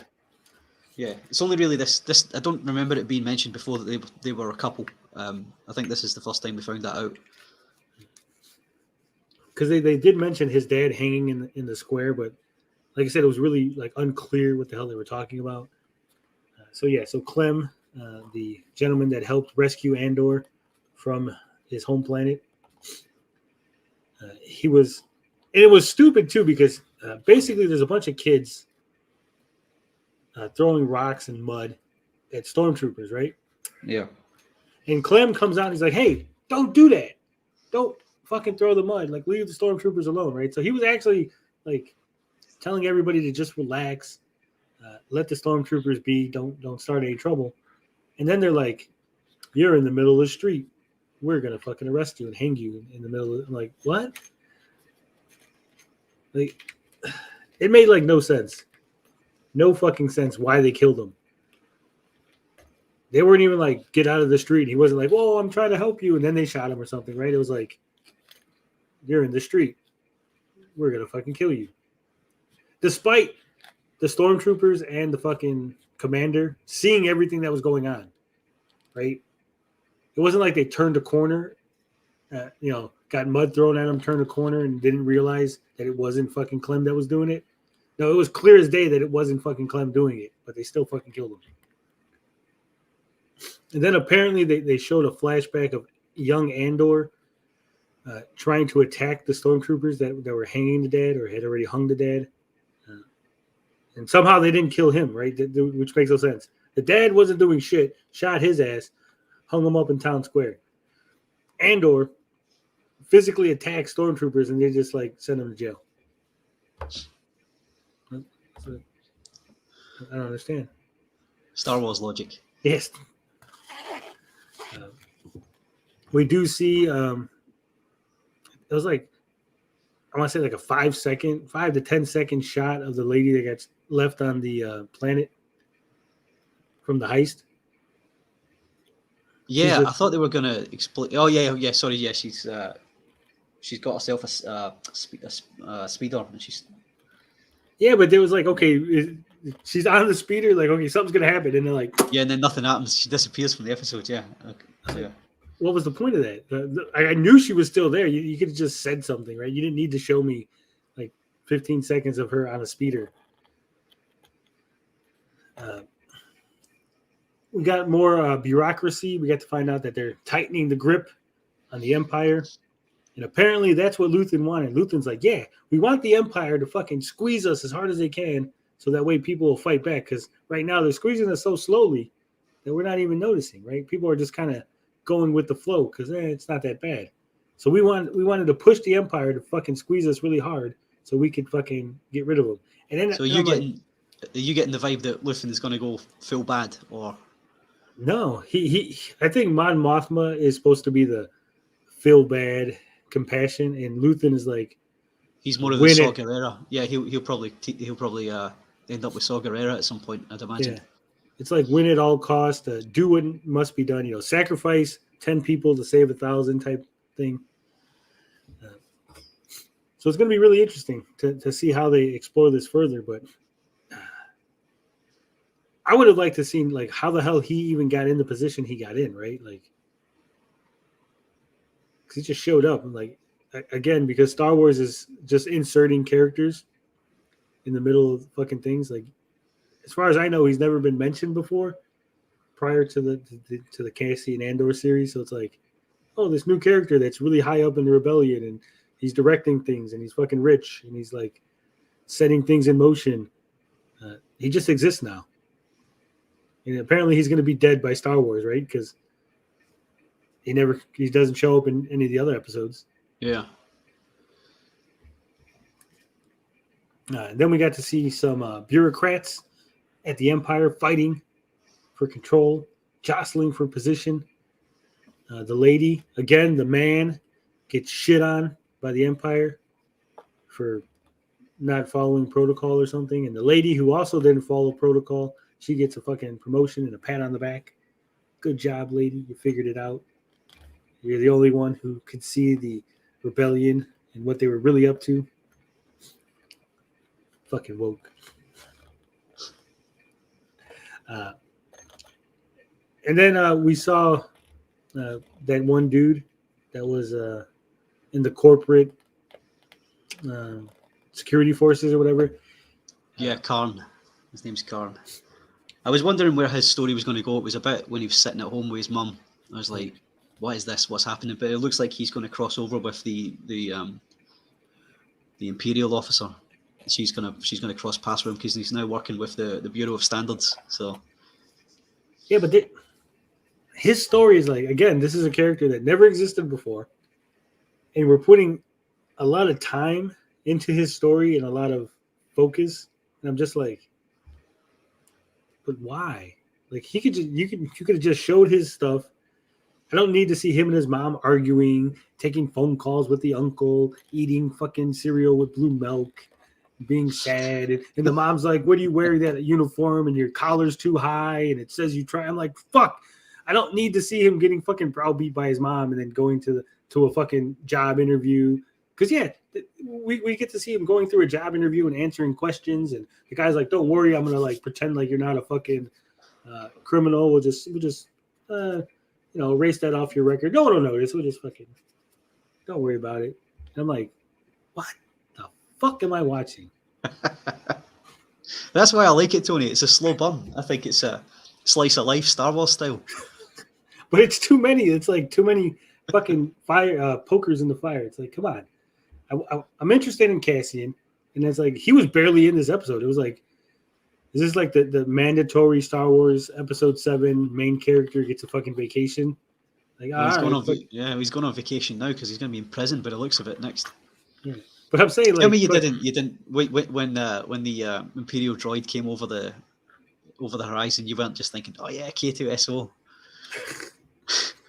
No, he's not iconic, right? It's not like, oh my god, it's the droid from Rogue One. But I got that, I didn't really think much of it. Wasn't obviously the character wasn't really around long enough to make an impression on me. But just when he came over there, yes, I know him. But it's I recognize that droid. It's just a standard droid. Yeah, it's like they tried though. They tried to make it seem like I'm just like, it's not really.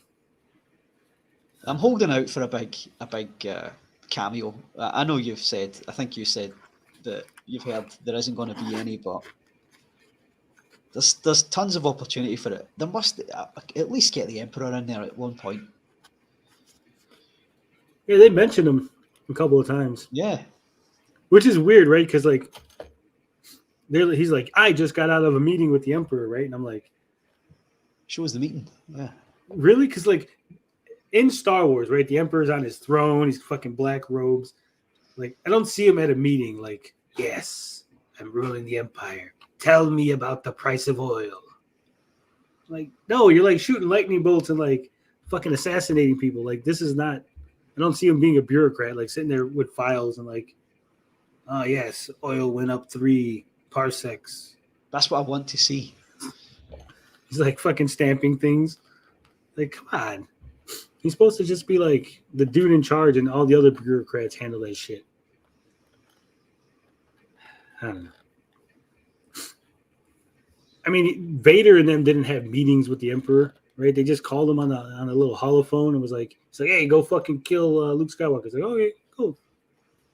Don't give me no shit about it. Yes, sir, Emperor. But now he's in fucking meetings and fucking. They're gonna give us an office comedy. It's gonna be fucking Michael Scott being the fucking Emperor. He's got the world's greatest Emperor coffee mug on his desk. Like, universe's greatest Emperor. Fucking, he's gonna have his own little like Dwight Schrute. That's gonna be fucking Vader.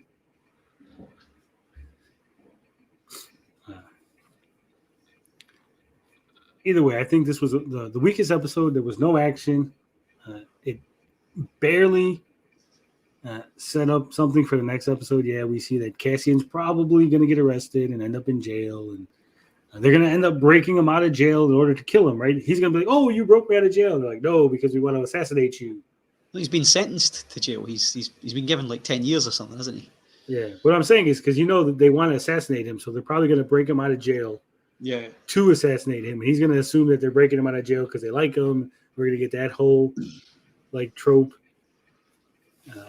Bix, she was there, and she's like, hey, I'm here, and no one on this planet likes you, so leave. And that was her whole part. I was like, oh shit, she was there for like 10 seconds, and they're like, hey, that'll be the last time we see her.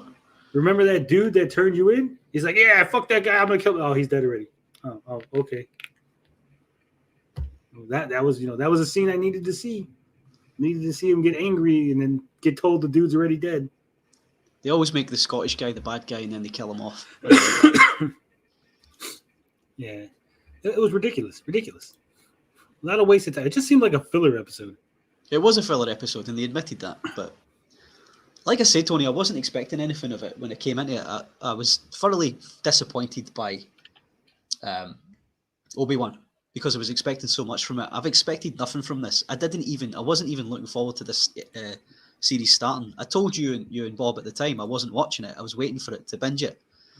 But now I'm actually looking forward to watching it every week. So maybe I'm just ready for the form signing and stamping Emperor. Yeah. Even when he got arrested, like he got arrested so stupidly, right? It's like everybody's Well, running and nothing, he's looking around. They're like, why are you looking around? Because shit's going down. That's not an answer. You must be involved in the shit going down. Oh, you mean the shit that you just admitted is going down? That is interesting to the people around? That's why I'm looking?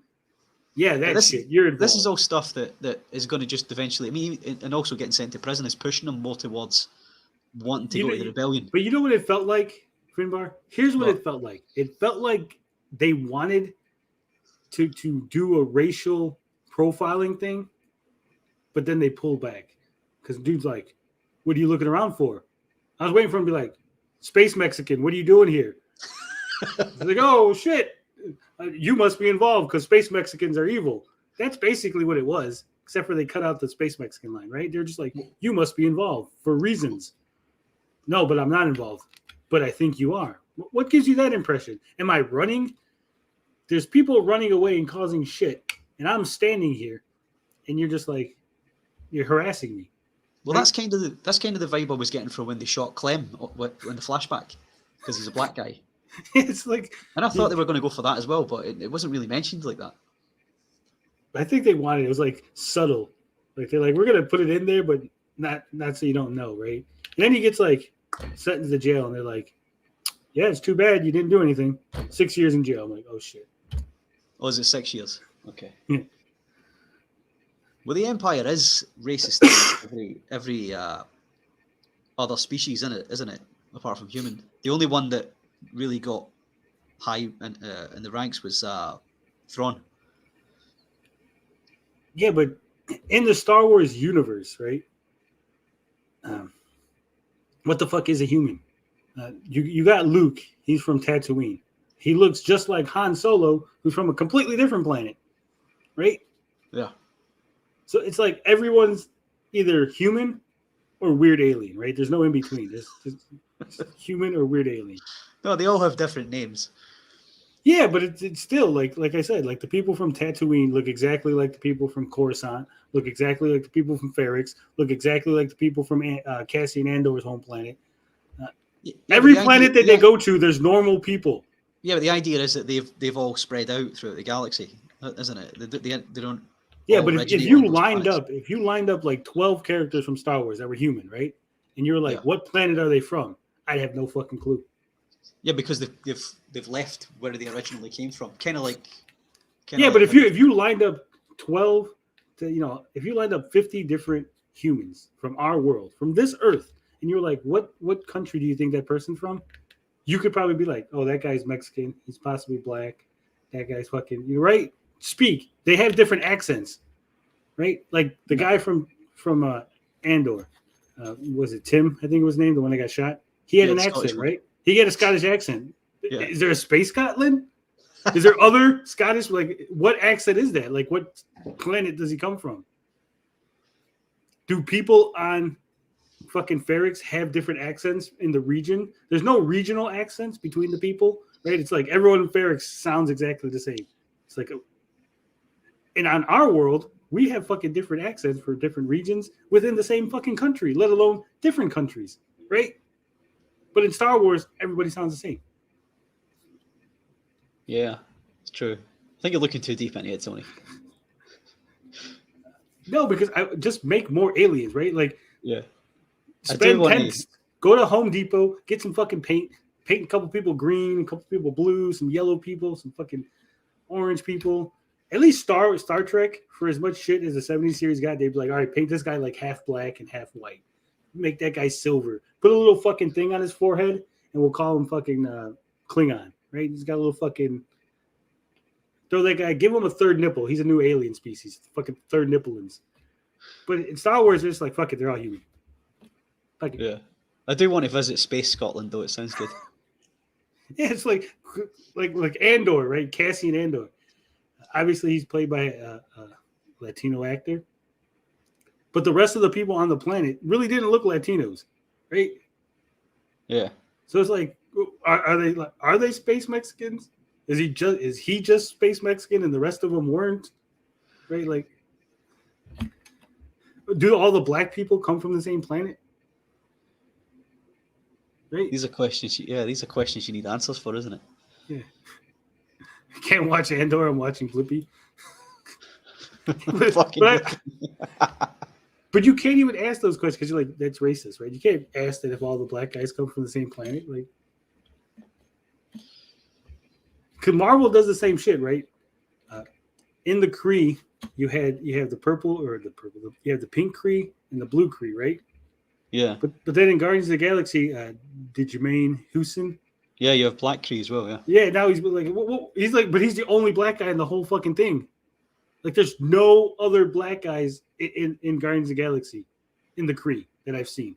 Maybe I'll go back and watch it, right? So is he a different race? He's not actually Kree. He's like something else. I think there was if memory serves me, I think there was a Black Kree in Agents of S.H.I.E.L.D. I can't. Do you remember that? I can't quite remember, but I think there was. I'd have to. You know the series when they're in space, when it went really off the rails, and yeah, I think there was a Black Kree in that one when the Scottish, I forget his name, the Scottish one, Fitz, when he was in space with the robot. Was he a robot? I can't even remember. But I'm sure there was a Black Kree then. But I'm saying, like, they could have just he was playing Korath, right? You could have just painted him blue and made him one of the blue Kree, right? Yeah. It's like, did the actor just like didn't want to be painted? Like, no, fuck it, I'm not going. They just get another actor, right? He didn't even play like a significant role that you're like, we need the Jermaine Houston because he's a fucking great actor. He's the only one that can bring this character to life. No, it's like you were in it for like 5 minutes of the movie. Like, you could have just literally hired anybody else. Well, I'm worried they're not going to paint Kang blue at this point. I hope they do. But kind of worried they won't. Yeah. All right. So Andor, I thought it was bad. Terrible episode. Finbar thinks it was good. I disagree. Episode. Yeah, I thought it was okay. Worth watching. My suggestion is still, if anybody hasn't started watching it yet, my suggestion is just wait for all 12 to come out and watch them and binge them. I think you'll enjoy it more, because I think Bob's main complaint was that he was sick of the setup episodes, and if you're waiting for them week to week, it can get a bit annoying. So binge it all when all 12 come out. You probably like it. Yeah, it'd probably flow a lot better, and you'll enjoy it a lot more.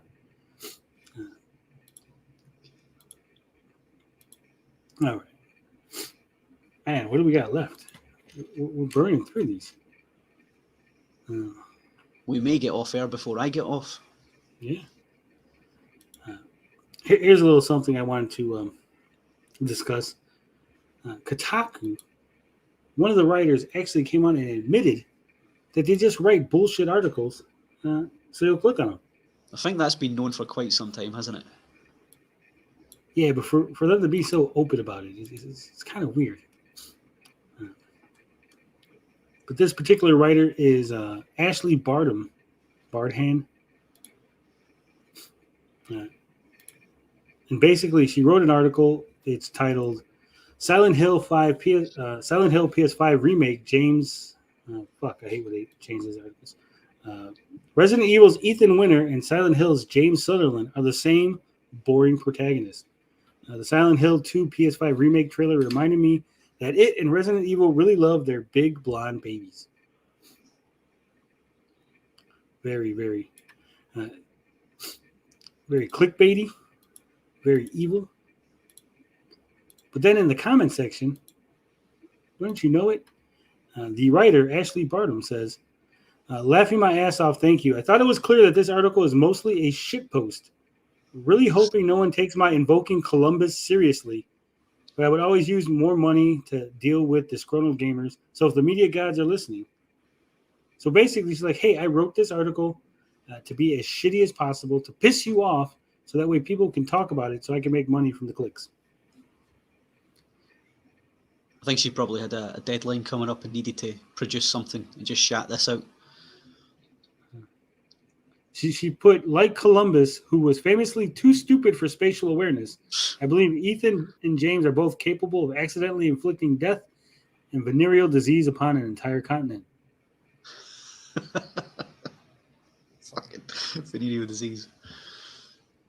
It's difficult for me to pinpoint exactly where this conviction comes from, but when I look at James sniveling and swoopy haired with a little green jacket, and Ethan sniveling and swoopy haired with a little tawny jacket, I just want to start handing flyers out about why chemtrails are turning the frogs blonde. It feels true. I feel it in my core. So now she's invoking fucking Alex Jones. Also, this looked like a poop. I thought this was a fucking poop. Yeah, I got distracted by that. I thought it looked like intestines.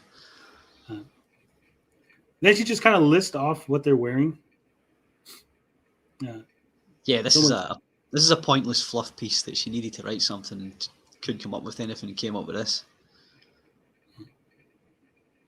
She even talks about Leonardo DiCaprio. Though I suppose men like Leonardo DiCaprio have been doing it for decades, and we still reward them with more movies and 24-year-old girlfriends. Good old Leo.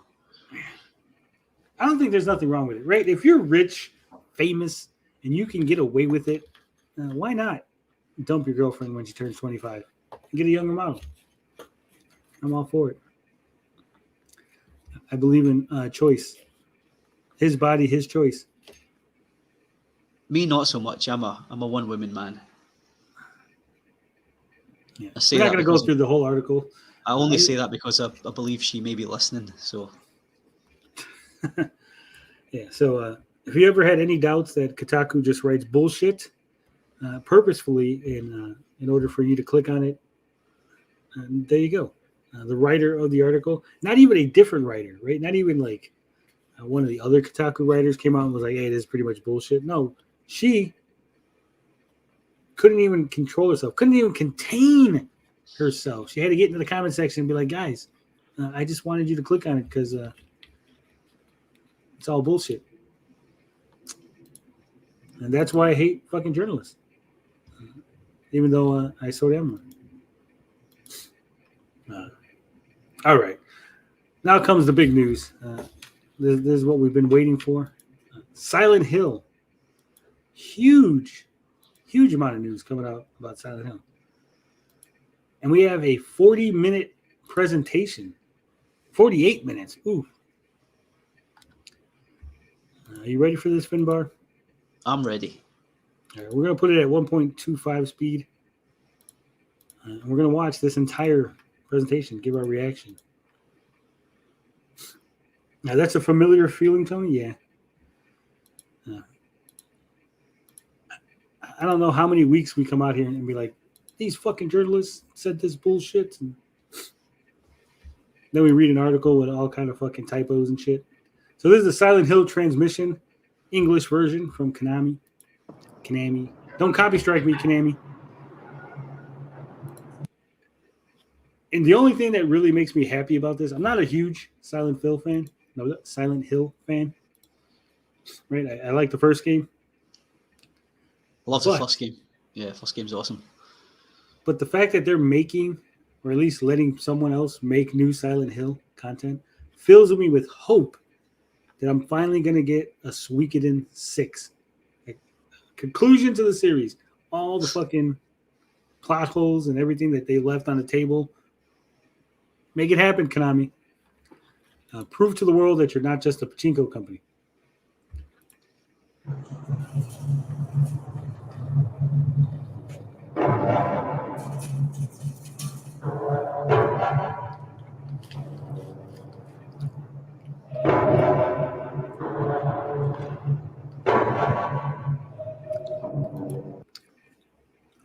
This is almost as bad as the fucking ghost that we seen in the John Riggs video yesterday.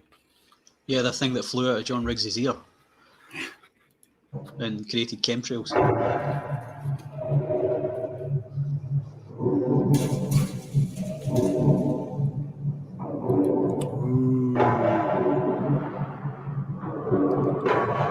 Is this in let me make sure this is high def. Yeah, we're getting the 1080p version of this, baby. I would have just ended it right there.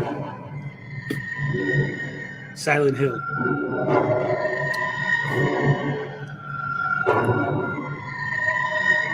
I haven't watched this, so I don't know how long this goes on.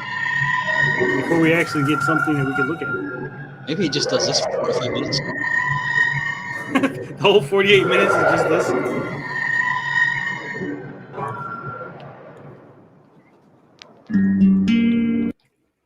How much you want to bet that someone's going to analyze the audio on that beginning and be like, hey, there's a secret message here.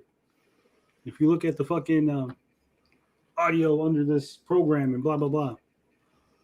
Well, they were doing that with the abandoned one, weren't they? When they were trying to figure out whether that was a Silent Hill or not, and they just found out it was all stolen assets instead of actual fucking an actual original game.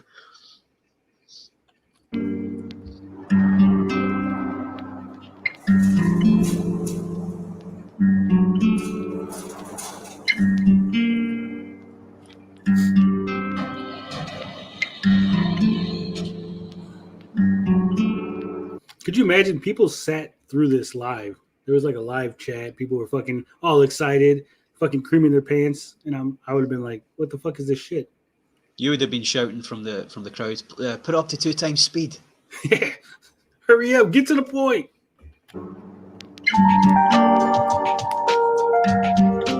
We're gonna get copy struck on this music watch.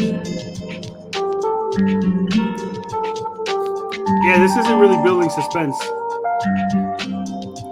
Maybe if this was like a surprise video, if we didn't know this was a Silent Hill thing, right? And we were just like suddenly something popped up on fucking YouTube, then I'd be like, oh yeah, this is weird. What is this, right? But I'm like, we know this is a Silent Hill thing, so get to the fucking Silent Hill shit already. Oh, this goes on for like fucking 10 minutes. Fucking hell. Should we just skip ahead? Yes, 9 minutes have missed. We're going to skip ahead. Now there's a timer. Motherfucker. This was the fucking... All right, okay, so this was just the... They should have cut all this off.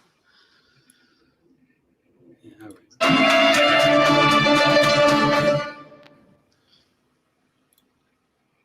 They trolled us good. That looks nice. Nice little cockroach. That's what I want to see.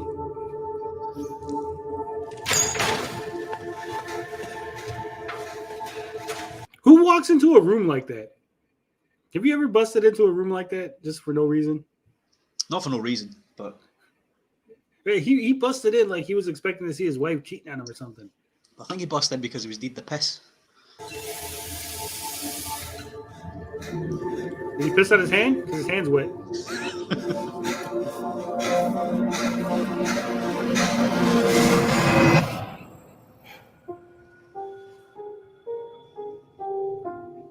Could she really be here, waiting for me? This is the Silent Hill 2. Mary died of that damn disease 3 years ago. If she died, why do you think she's there waiting for you? I don't ever think that dead people are waiting for me at places. I hope not.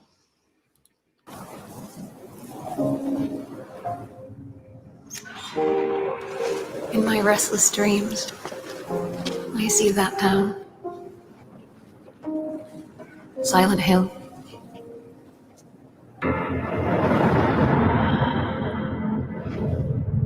From Bloober Team, yeah.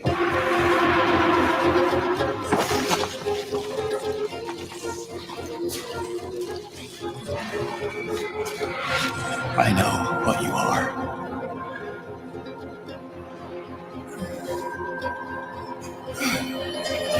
I know why I needed you.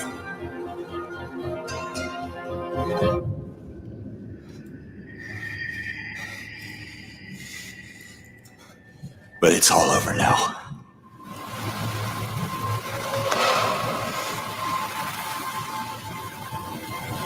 I don't need you anymore.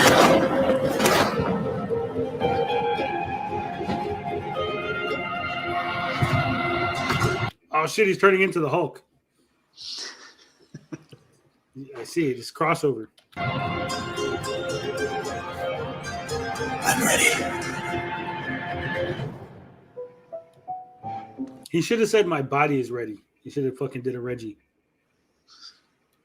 My body is ready. Mary?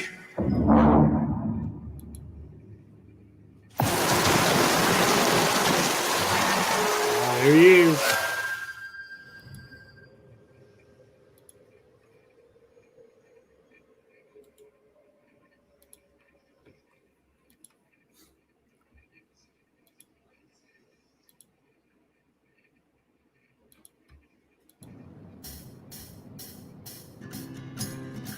Welcome to Silent Hill Transmission, the show that keeps you informed about Silent Hill. My name is Selena. Why do they say that? The show that keeps you informed about Silent Hill, as if this is going to be like a weekly thing, and not like the event that keeps you informed. And I'll be your facilitator. Thank you very much for having me. And サイレントヒルシリーズのプロデューサーを務める岡本元井です。今日はよろしくお願いします。まずはじめにサイレントヒル2の映像をご覧いただきました。そしてですね、より詳しくお伝えするために一緒に Well, that's a lot of shit. He's inviting people who are making the game with us. Hell yeah. ゲームを作っている人をお呼びしています。では早速ご紹介いたします。Why couldn't they do like Nintendo, where they had dudes speaking in Japanese and then like English voiceover dubbing it? Why I gotta read subtitles? Oh yeah, you don't like subs, do you, Tony? You like dubs, don't you? I love dubs, but especially because I got shit on the bottom. I'm trying to like open other tabs. コンセプトアーティストの伊藤正弘さんです。伊藤さん、今日はよろしくお願いします。よろしくお願いします。よろしくお願いします。改めまして、岡本さん、伊藤さん、サイレントヒルが帰ってくる。Silent Hill's coming back, はい、 baby. そうなんです。ファンの皆さん、本当に大変お待たせしました。サイレントヒルが帰ってきて、その第一弾として、サイレントヒル2をリメイクいたします。As the first part of this project, we will remake Silent Hill 2. 伊藤さんにお声掛けしたから、そろそろ3年ですよね。いや、本当長かったですよね。でもこうして、このタイトルをまたこう再始動できるっていうそのタイミングを皆さんにお伝えできるっていうことに僕はすごく興奮しております。伊藤さんの場合、ツイッターにもすごくファンの方がコメントされているので、もう隠してるのが大変だったんじゃないですか。いや、そうなんですよ。岡本さんに起業されてましたから、そのことが本当にファンからいろいろ質問されて、それをぬらりくらりと交わすの。Do we need this? Or can we skip ahead? We don't need it. Now they've remade Silent Hill 1. I don't think so. Why would you start with 2? Silent Hill 1 was more of a classic game. Yeah. Let's just get to the other games. Why are you here? Why am I here? To watch Konami. No, in this place. Why are you here? I got no place else You're to to be go. punished. That's good. I like it. You know what? I think you're right. I think we've done something so awful. Nintendo Game Boy. We are stuck here in this place, being judged by these people. But for you, I think it's more than that. I think you're here for some other reason. And I don't want to be anywhere near you when you figure that out.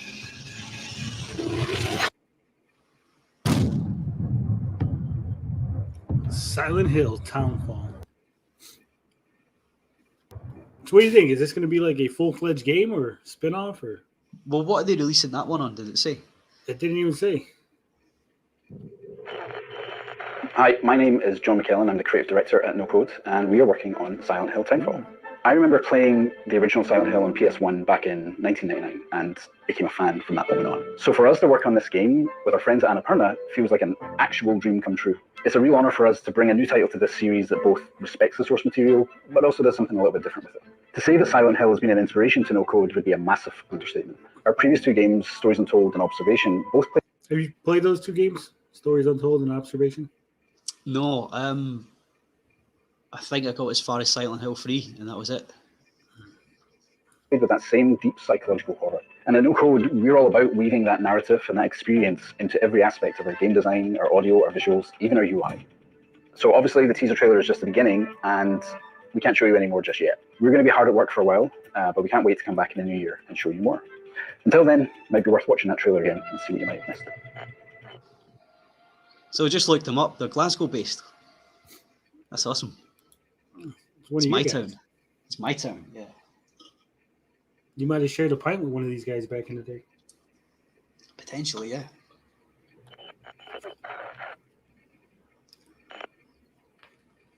予告編には鳥肌が立ちました。期待もやっぱ高いんですけれども、これはどのようなきっかけで始まったんでしょうか。はい。実はちょっとしたカリフォルニアでのランチミーティングから始まったんですよ。アンナプルナインタラクティブとノーコードの大ファンだったので、この絶好の機会を必ず成功させたいと思ってます。サイレントヒルの新作を一緒に作ってくれる、これ以上ないパートナーだと思ってます。そうなんですか。この他にも新たなパートナーはいらっしゃるんでしょうか。はい。まだ今日は言えないんですけれども、同様に素晴らしい才能を持ったチームと今後のパートナーシップ。They're going to expand their partnerships with more teams. Good. I don't give a shit. This is when Konami just are basically saying to you they can't be bothered developing their own games. Now they're outsourcing to everybody. That's fine. As long as we get some Konami games, I don't care. All right, what the fuck's going on here?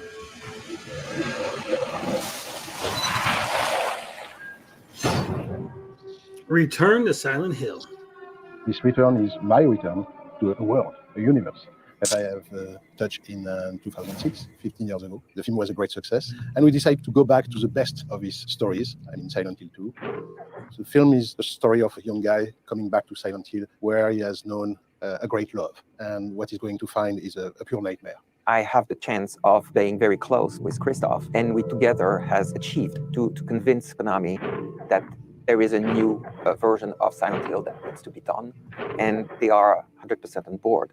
They're really going hard on Silent Hill 2, huh? Making a movie based on it, remaking the game. Yeah.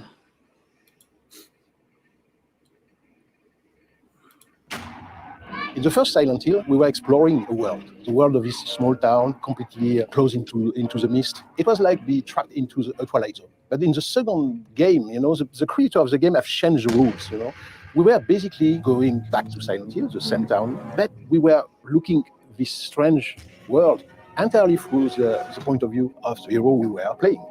Mary, could you really be in this town? He realized that Mary is lost somewhere into this strange place. At its core, it's also the idea of the myth of Orpheus. And whatever a man can go deep in hell to bring back the soul or the person he loved the most in his life. So it's much more about psychological horror. Even if we are going to find again all the same creature and the same... If this guy doesn't say, ha, ha, ha, I'm going to be very disappointed.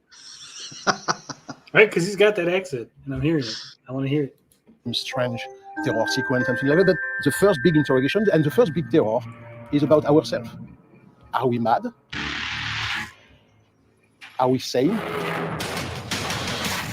Are we saying to go back to Silent Hill to find this great love?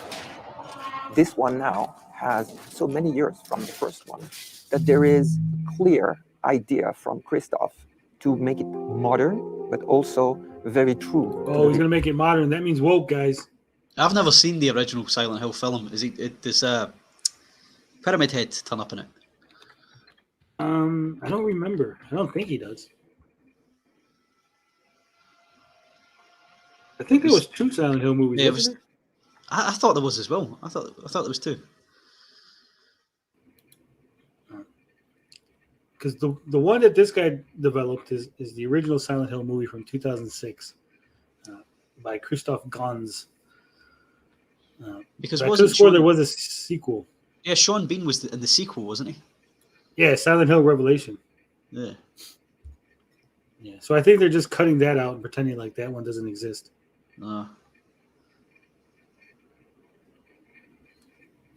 Which is probably a good thing because that one wasn't that good. Video game. And that's also what it is. We are also respecting the will of the author, the producers, and Konami into this adaptation. Christoph, it's really somebody that respects the work that has been done, but that also has his own vision. It nurtures the creative vision of the authors from the game, but with a different vision from a filmmaker. And both, they have created, I believe, something that has struck the minds of the fans. Stop! Leave her alone! The game of Silent Hill franchise were great artistic achievement, and I have a responsibility to transpose that on the big screen, Christoph. Christoph is a real gamer, guys. He's a real gamer. We're not going to show more of the movie. I'm not going to sit here and listen to 25 fucking minutes of you talking. Especially if he's not going to give you what you want, Tony. Yeah. He's not going to say, oh, ha, ha, ha. Really? Say something about Mr. Clouseau. Inspector Clouseau. So you got statues. I don't give a shit. Merch. Don't give a shit.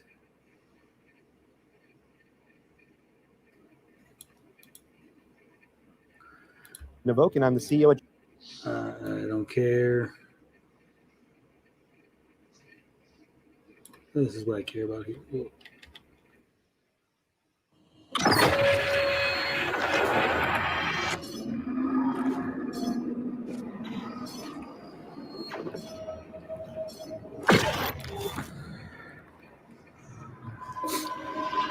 Oh, this shit looks fucking weird as fuck.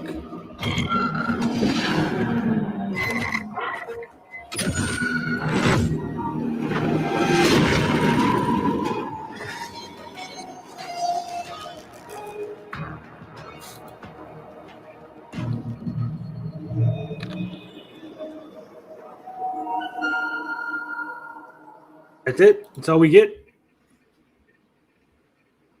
I have no fucking clue what that was I looked at. They don't tell you what platform it's coming on or anything. Well, Bad Robot Games, I don't know. Is it multiplayer? Single player? What the fuck is it? Story based? I have no indication what the game is based on that little teaser. Live 2023. Face your trauma together. Yeah, it's gonna be fucking multiplayer. Yeah. You know what I think it's gonna be? What? Asymmetrical. One of you plays the fucking Silent Hill demon thing, and the other of you try to beat it. Like the Chainsaw Massacre game, like the fucking Friday the 13th game and all that. I think that's what it's gonna be. Yeah.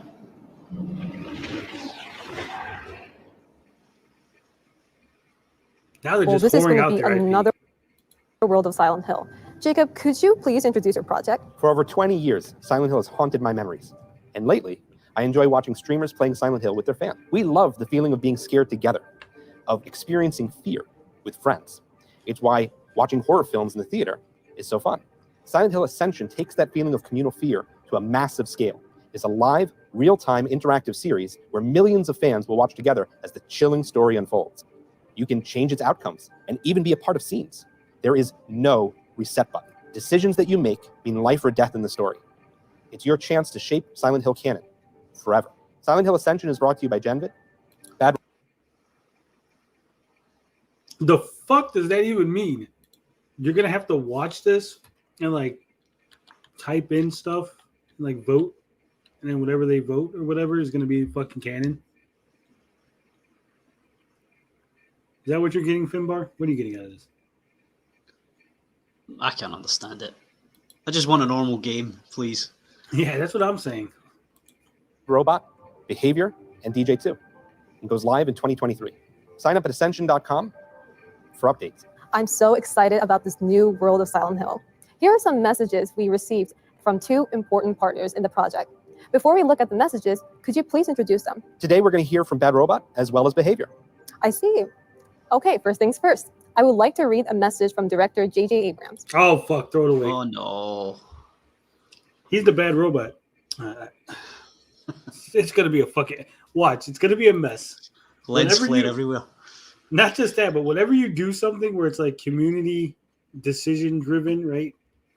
The community is always assholes. It's going to be a bunch of people trolling, like, fucking go in there and, like, kill yourself. And then, like, it's going to ruin the whole experience.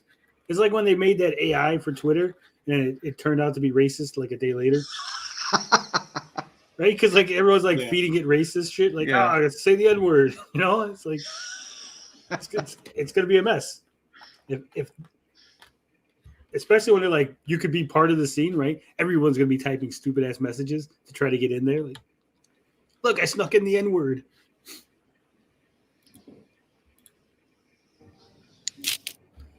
Genvid's experience presents a wild, epic, and innovative new way to immerse yourself in the horrors of Silent Hill.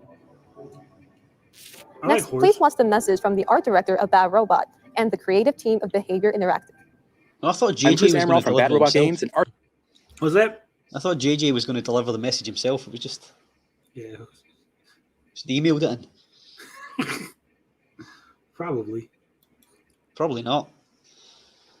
I think this is the big one that everyone was talking about. This will be F then, yeah. Yeah. Thank you for watching Silent Hill Transmission. Not actual gameplay footage.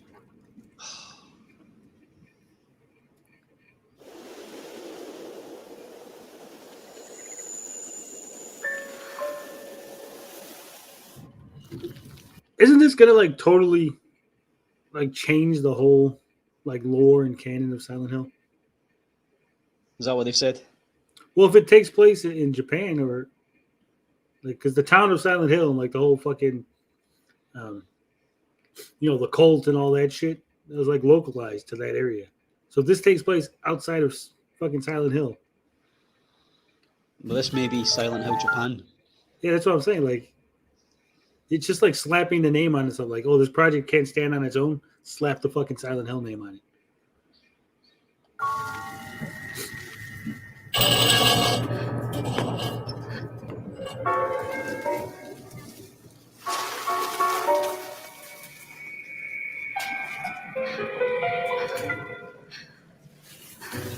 Uh-oh. Japanese schoolgirl. Tentacles. I don't know where this is going. I don't know if we can play this.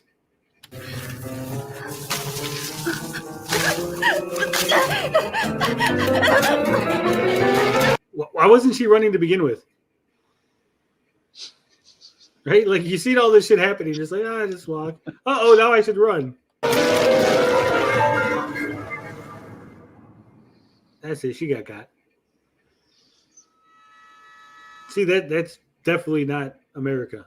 Well, when they were doing the teaser for the Silent Hill that Kojima was working on, it was called Silent Hills with an S. So there is more than one. Maybe this is one of them. Maybe.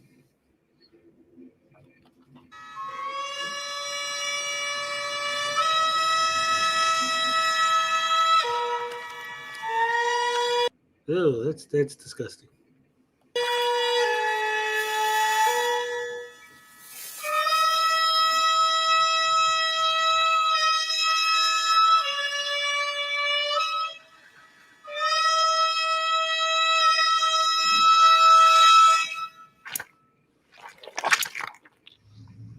Nice.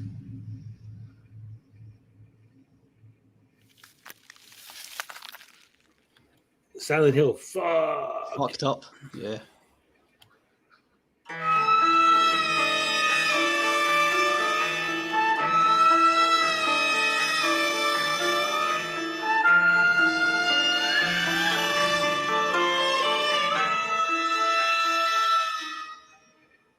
Aston Vandal's like, I hate it when that happens. Yeah, when your face falls off. Yeah. The program has ended. Thank you for watching. So, it is. We're getting a remake of Silent Hill 2. We're getting a new movie. We're getting this weird game, Townfall, Silent Hill F. I'll take the 2 remake and fuck the rest of it, and I'll wait for a PS5 to have a go at F. But I wish we were getting the Kojima one. I guess that's PT? never happening. Yeah, PT. I don't know. Kojima's out there. So who knows how weird fucking PT would have been. I thought there was one more project. Maybe I'm wrong. Let me see. Let me check Konami's website. I thought there was one more fucking thing. The Ascension, which is that weird, goofy shit. Oh yeah, Silent Hill Townfall, which no idea what the fuck it's gonna be. Is that the multiplayer one? That was the one. That's the one where you type your suggestions in. No, that was Ascension. That was Ascension. Okay. Townfall was the one with the little like transmitter, and he's like, Oh, yeah. "I can't tell you nothing about this game. maybe you missed something in the trailer. You should go back and watch it. I was like, Dick, just fucking tell us what it is. Return to Silent Hill, the movie, Silent Hill Ascension, Silent Hill F, Townfall, and the remake. Yeah, I think 5 that was all. projects. Yeah, it was all of them. All right. That's it for Silent Hill. I'm excited. Not really. Probably end up playing it. Maybe I'll get the remake. Yeah, the remake. I'm looking forward to that. I'll get that. I'm gonna have to call Konami up and be like, "Hey, just send me like 3 review copies of this shit." I really don't want to pay for it.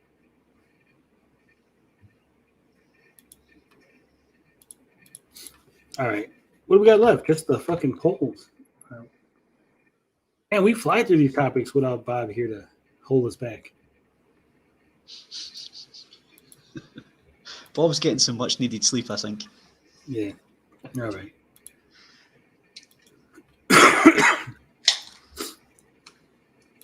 We got some polls every week.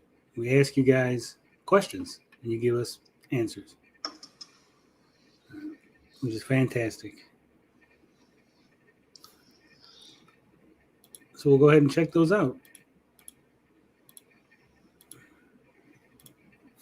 All right. So 5 days ago, I put a link to a video. Someone actually did us a shout out. They called us a rising star. He said, in the next year, we should have 3,000 subs. Who is this guy? He's a British guy, right? Yeah, he's a British guy. I've never heard of him before. Until he popped up on my little notification saying, hey, he's got fucking the radio voice. Like, he sounds like your typical 40s, like, radio personality. I was like, oh, shit. But, yeah, he was out here promoting us. Ryan Roger Athy. He's even got the old-timey name as well. Yeah. He's got 1,100 subscribers. He gave us a shout-out. He interviewed Saggy Melons, a good friend, Saggy Melons. Ah. So maybe that's where he heard of you. Maybe Saggy told him. Maybe. But I guess that's what he does. He does a lot of this, like promoting other content creators, and so good on him. Maybe we'll get Bob to do an interview with him.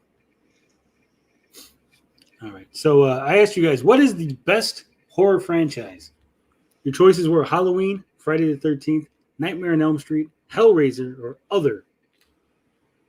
Surprisingly, other actually beat Hellraiser and Friday the 13th. Nightmare on Elm Street came in at second place with 24%. And Halloween, even with the H2O, even with the fucking weird shit that they was it like the hell's his name?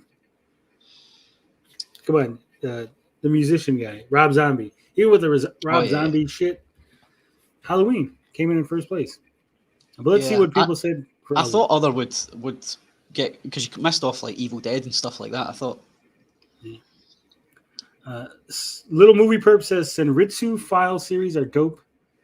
I love the one where they try to measure how fast the slit mouth lady runs. Very clever and creepy. Never heard of that. Wiley says Saw franchise. Even though it got a little goofy in a couple of them, I like it. It went on too long, Saw franchise. First couple were okay.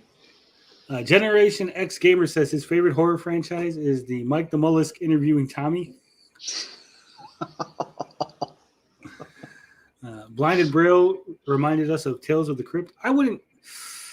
Tales from the Crypt, the comic series, was really good.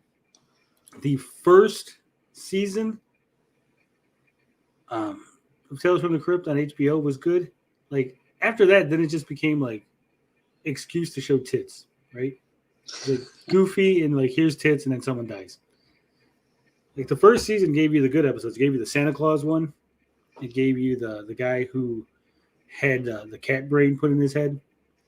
The chop poker episode. I think all like the classic Tales from the Crypt that people remember are all like fucking the first season. Tommy O says Cinemassacre's Monster Madness. Alex Kohlersmith says The Shining series. It's not really a franchise though, is it? Shining's like, is that? Did it have a sequel? I think it did, didn't it? Recently. Doctor Sleep. Did we call a two movies a franchise though? I think there's other stuff in the Shining. Is there? Universe. It's got a novel. It's got a book that goes with it. Let's see. You have the film, obviously. The sequel.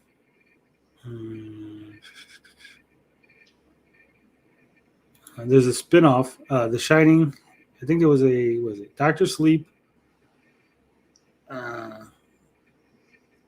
It has it listed on Wikipedia as a franchise.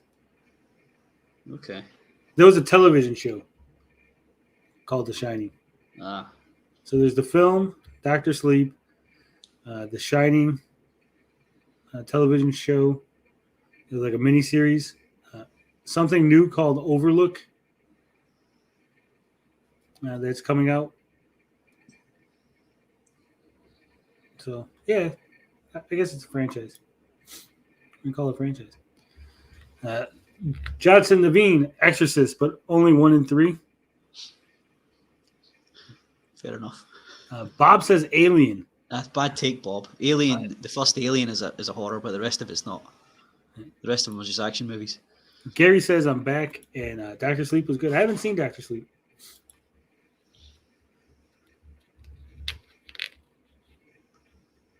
Aston says Silent Hill F is a new game from the studio behind Resident Evil Resistance, a completely new story set in 1960s Japan. This will be Odd Image. Yeah, that's what I'm saying. Like Silent Hill is not in Japan, right? It's like I don't know. It's like having a sequel to Skyrim and then setting it in like fucking China. You know, like fucking the Elder Scrolls isn't in China, right? It's like just call it something else. Saw, like I said, the first Saw was good, but yeah, MIDI music's right there. The movies got worse as they progressed. Yeah, it got more silly. I like what's her name, the actress from Saw. What the hell's her name? Which one? The one that kept reappearing. Shawnee Smith. Shawnee Smith. Yeah, I like Shawnee Smith. I had a thing for her ever since I seen Who's Harry Crumb. I remember her in what was the Ted Danson comedy, the one who was a doctor. She was in that. That's the one, yeah.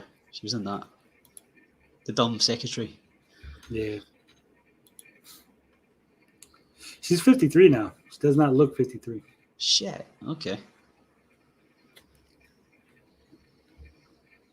But I remember because Who's Harry Crumb? It's a great movie, by the way. I think if you haven't seen it, watch it. She's like the younger sister of the girl that gets kidnapped, and she's always like, "Oh my God, everyone loves my sister because she's so beautiful." I'm like, "You're not ugly, right?" Like the plot of the movie's lost because you really like the sister wasn't even that beautiful compared to her. I was like, Yeah, I hate when they do that. Joshua Perez. It makes me feel even uglier. Yeah, that's what I'm saying. Like if you think you're ugly, how do you think I feel? Joshua Perez says The Conjuring. I've never actually seen that. Me neither. I haven't watched any of He that. also says Alien. He agrees with Bob. He says Alien. And Don Giovanni says The Matrix. Yeah. All right. That was 153 votes. Nice. At 139 votes, they said the Intellivision Amico versions of Cloudy Mountain and Night Stalker are going to be available digitally on other platforms soon. How much would you be willing to pay for a copy of either? Choices were $5, $10, $15, $20, or I will never buy either. Shockingly, at 53%, people said they would never buy either. Neither game. 24% said they'd be willing to spend $5. 13% said $10. 4% said 15, and then oddly enough, 6% actually said they would spend 20. So more people said they would spend $20 than people who said they'd only spend 15, which is weird. I would only spend $20 on them if they had a lenticular card and a collectible coin inside. If you don't have those, they can GTFO. Yeah. Gary says 35 for both together. Yeah, that's the only option you'll get. You'll have to buy it in a 2-pack. You won't be able to buy it as single units. That's how they get you. I think they're going to be available single units because, like I said, from what I heard, Limited Run Games is going to be doing the physical versions for Switch. Oh, of course, there's a third game as well that you can't name. Yeah. A very highly explosive game that I'm not allowed to talk about. I asked 3 days ago, I said, am I canceled? The choices were yes, you are too entertaining for YouTube, or no, you are unable to be canceled. 92 of you voted. 47% says yes, I am canceled because I'm just too entertaining for YouTube. People try to cancel you every week. It seems like it. And 53% said no, you are unable to be canceled. Can't cancel me. I believe wholeheartedly you can't be canceled unless you allow yourself to be canceled. Right? Yeah. We'll find out, though, because I'm sure they're going to keep trying. Compulsive says, well, they don't do games for less than $29.99. Yeah, that's why I said the digital versions, Gary. That's why the question was specifically about the digital versions, not the physical. All right. 2 days ago, I said, what game should I stream on my 2-week vacation? The choices were A Knight's Quest, which is supposed to be like a Zelda game, like a Majora's Mask, but on PlayStation. Batman Arkham Trilogy, Dragon Quest 11, and Ni no Kuni 1 and 2, or other. And in a shock to probably no one, Batman Arkham Trilogy got 34%. That was my vote. I'm not going to watch you playing it, but I voted for it. Well, there you go. Other got 25%. We'll look at the comments. Dragon Quest 11 got 22%. Ni no Kuni 15, and then A Knight's Quest, probably because no one's ever heard of it, only got 4%. I was shocked it got that much. Tommy Got Triggered says play Sideswipers. Specky Horace says Astro Smash the whole time. Mini Music says Earthworm Jim 4. Alex Kohlersmith says Uto. I have no fucking idea what that is. What's up, Gary? Oh, I'm in a food coma. XX No 464 says Desert Bus. Well, Desert Bus, you could do a 24-hour live stream. I could. Oh God, that's the game with Penn and Teller, ain't it, or some shit? With what? Yeah. Or am I thinking of something else? Yeah, it's Penn and Teller. It was like one of the mini games for a Sega CD, right? Yeah. You just drive the bus and got to keep it on the road. Wiley says Stray. I haven't bought that yet. If it's on sale. Andy Arthur says Never Awake. I didn't like it. No. Apparently, Never Awake is a twin stick shooter available on Steam. I've never heard of it. Why do like shooters have always like weird names? They're like you have no idea what the fuck the game is just based on the name. 56K Warning says Minecraft. G10 says Amigo Pong. Hold on, what was the question? Hold on. Scythe Jackal says Fire Emblem Fates. The question was, what game should I play on my 2-week vacation? No, what game should you stream? You have to watch you playing it.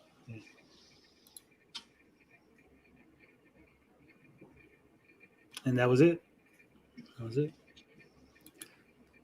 Gary, you came just in time to end the show. I figured as much. Yeah, we didn't have a lot of meaty topics this week. It was a lot of fluff. Well, I hope. Well, what I do want to know is, I did catch up with Andor last week before I went off to work, and I did find that last episode was really good, all around Which and one, Gary? visually. Are you talking about the heist? You're not Episode talking about 6, yes, Yeah, yes, the heist. So was the follow up to that? Was that good? Oh, I thought it sucked. Finbar said it was okay. Yeah, we I would just say- haven't gotten to it yet. Yeah, I'd say, Gary, wait a couple of weeks and then hit episode 7, maybe 8 and 9 altogether.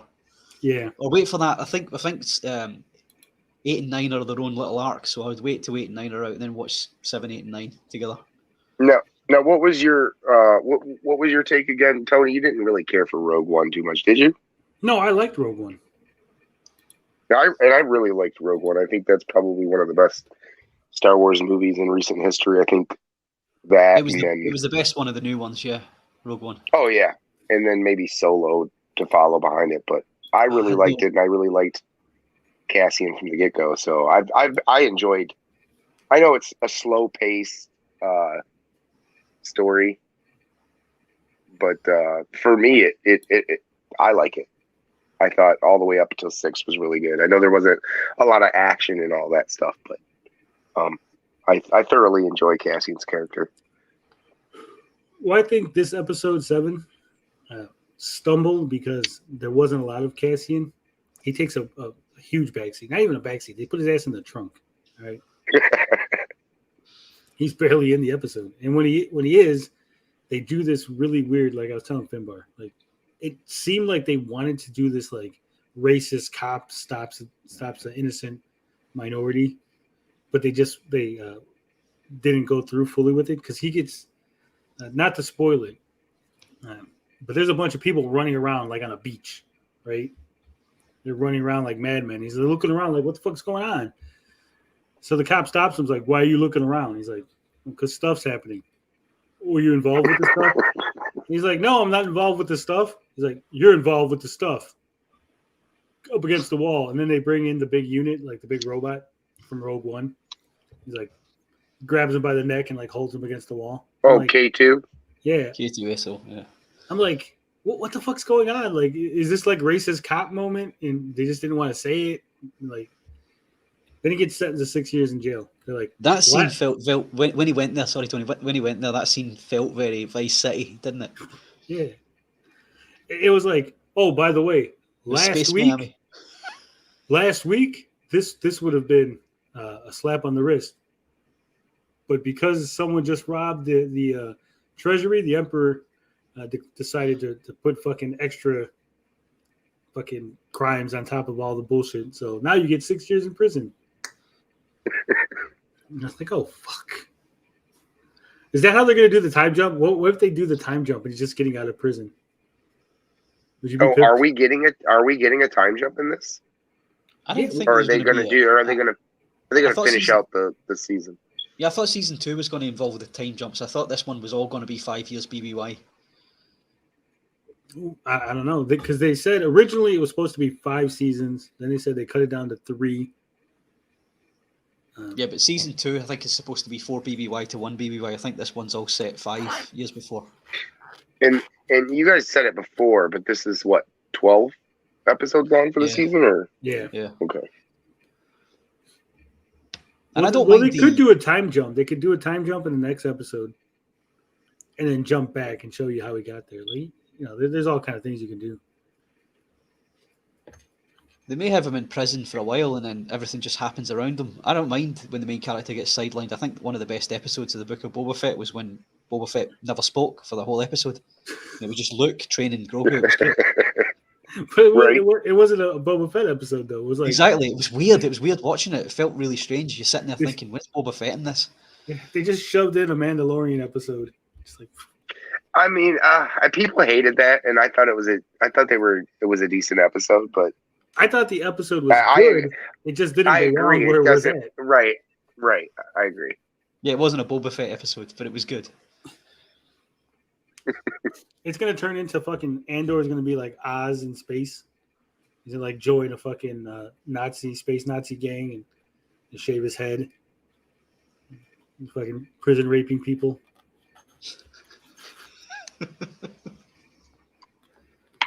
That's what everyone wants to see. Yeah, just fucking go real hardcore with it. Anything else scary? Anything we missed this week? Any stories that you've heard? No, not really. I don't think I We brought we got to anything do up on we, Twitter. Gary. We've got to do a toy review at some point. Okay, I'll bring that up. So I've been working pretty hard lately, and I've been rewarding myself with a few things, and a while back, I think probably a year ago now, I did those the Super 7. I got the 4, the Wave 2 or Wave 3, whatever it was.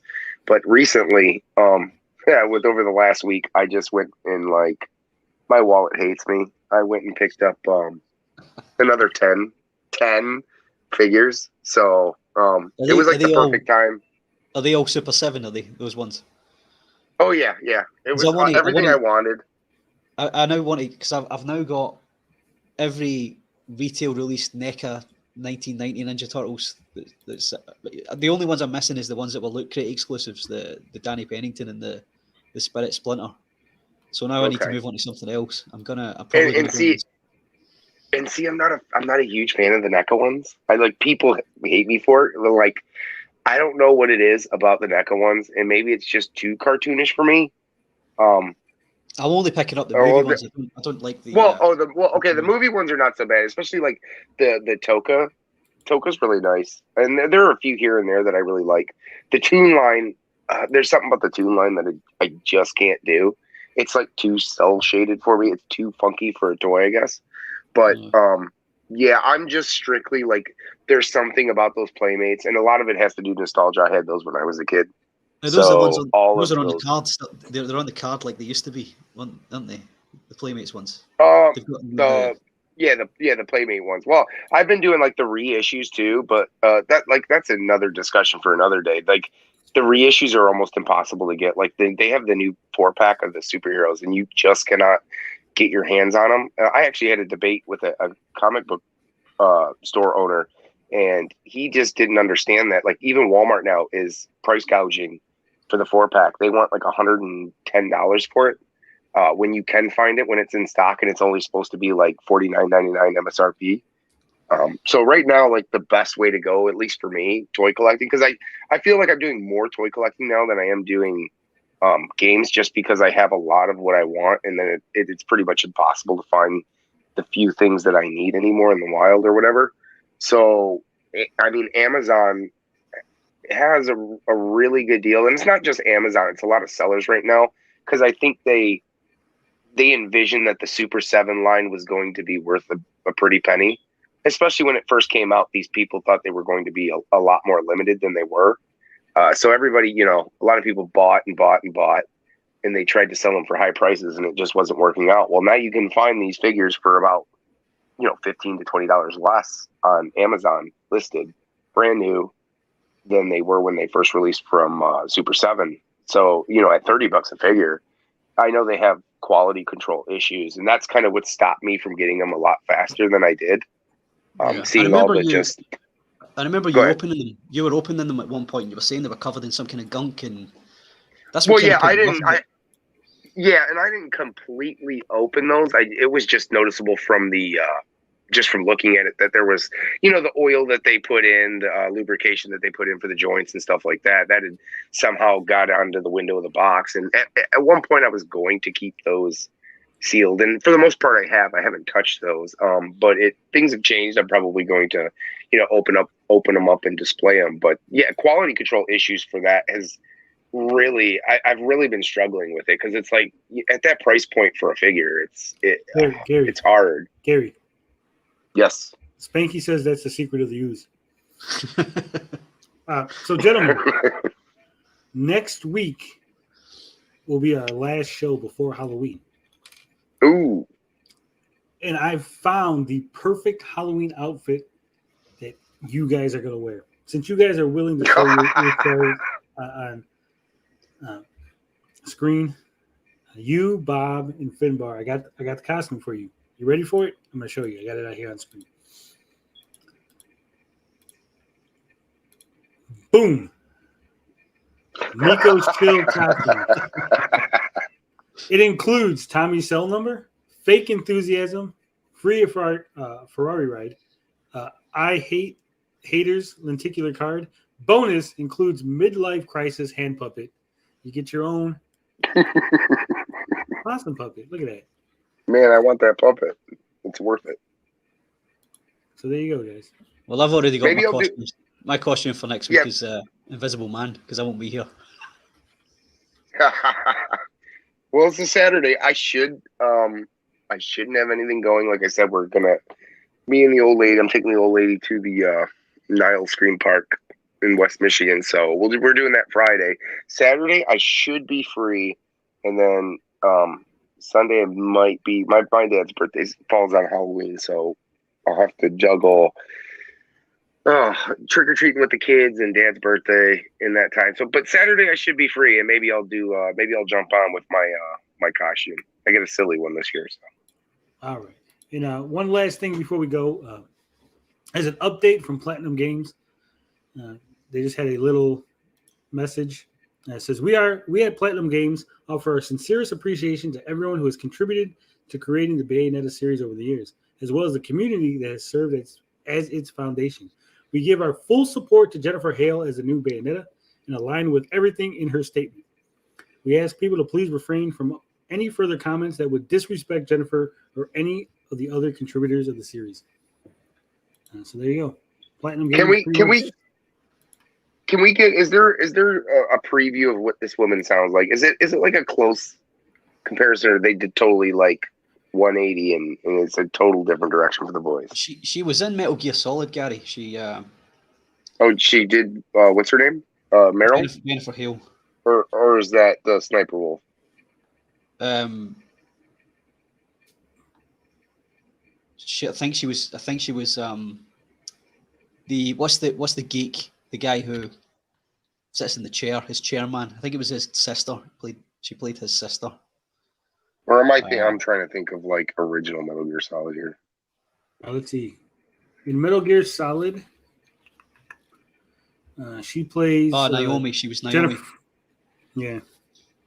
Oh, Naomi. Okay. I'd have to hear the voice again, but I don't think I never thought it was that big of an issue. It is what it is. I mean, this happens all the time in shows and in movies. It is what it is. Well, she plays more than one character. She plays Naomi Hunter and Emma Emmerich. Yeah, that's his sister, the guy in the chair's sister. Yeah. Otacon, that's his name. So there you go. I still maintain the most jarring change was David Hayter to Kiefer Sutherland. I didn't get on with that. I didn't like that. Yeah. Because Kiefer Sutherland has a very distinct voice. Hold on, for Snake? No, for himself. He played Snake in 5, Ground Zeroes in 5. Oh, wow. You played it, right? No, not really. A little bit, not much. I don't remember. It's been a while. They missed the trick with it because, spoilers, the Snake you're playing in Metal Gear Solid 5 isn't Snake, so they could have used his voice they could have used David Hayter first for the prologue, and then after he got blown up, used Kiefer Sutherland. You'd be wondering why his voice changed. That would be the reason. And it would have been an easier way of firing David Hayter from. Well, they clearly couldn't get him or didn't want to pay him. No, he was willing to go. He was willing to do it. He was actually quite bitter about it, I think. Kojima just wants to be Hollywood. Yeah. Wow. That's what he said. Well, he wanted because they took his face and I think they texture mapped his face and all that as well, Kiefer Sutherland's face. They just wanted a more that's a shame. To be honest, I really didn't care for Metal Gear Solid after the first PlayStation one. 2 was okay. 3 was good. I liked 3. It's 2 was Snake Eater is tedious. Was good. Yeah, 2 was a bit of a troll because you didn't get to play as him for most of the game, but right. I liked 3. 3 was good. I've never played. I didn't mind Rising. So, you never played even the first one? Nope. The only Metal Gear I've ever played was. Oh my god! Oh my! That's a travesty. Right, forget that poll that you put up before, Tony. That's what you should be live streaming. That is what you should play. Yeah. Have you played and beat the original Resident Evil? Yeah. And at the time, did you think it was like a groundbreaking, amazing game? No. Well, then I don't know. There's no hope for you, Metal Gear. Metal Gear Solid, I'm going to tell you this right now. Like, when I played it the very first time at Toys R Us, they were demoing it at Toys R Us. I fell in love. It was one of the. This is the games I'm talking about. This is the kind of like experience I'm talking about with new gen and next gen type shit. It's like I was hooked, and I had to have it for Christmas. I spent maybe 20, 25 minutes playing it at like Toys R Us and was like trying to figure out like how to play the game. It was just so groundbreaking for me, at least for me at the time. Yeah, it was unique. unique. It was amazing. As you do when you're younger, you went into that game all guns blazing and realised that's not the way to do it. And I think that's where a lot of people got turned off. You have to get your head around the stealth aspect of it. I don't know if we are going to be stream sniping Review Tech USA, but on Monday,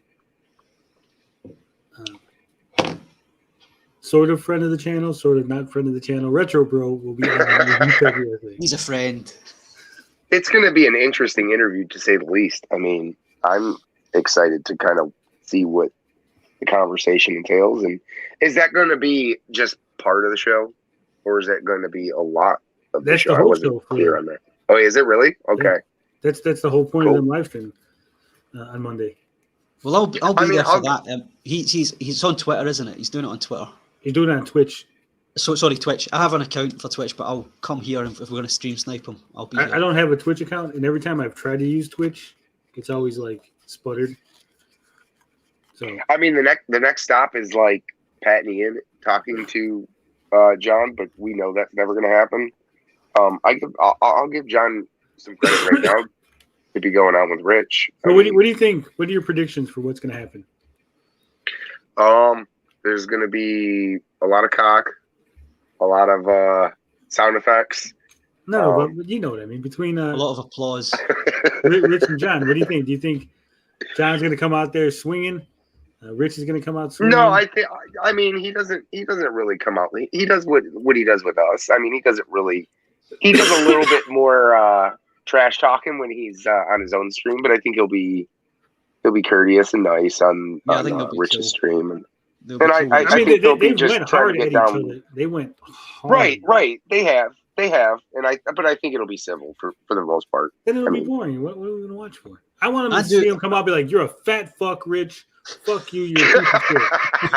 Right? Like, you can't call him a fat fuck on your stream, right? And then go on his stream and be like, "You're a great guy, Rich. I like you. I respect what you do. You're a great family man."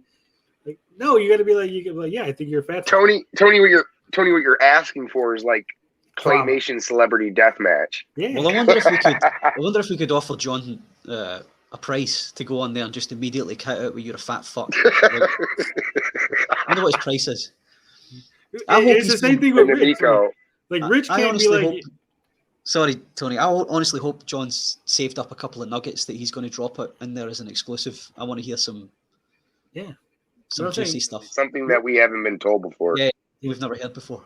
Rich, I think is went in on it. Remember, Rich has gone hard, so Rich can't be like, "Hi, John, I really like you and respect you." All that shilling that you did. He's got to be like, "Fuck you, dude. You fucking tried to shill, and you're the fuck you, Pat and Ian guy, and you think your shit don't stink. You're a fucking piece of shit human who said my family should be ashamed. I fucking hate But then it'll be a short show. No, because I want to see them yelling at each other. If I don't get blood sports, it's not worth it. That's why I said I think you want old MTV claymation celebrity deathmatch. That would be good. Who can we hire to make that happen? Maybe Gary. I heard that Gary guy was going to make an intro for the show once.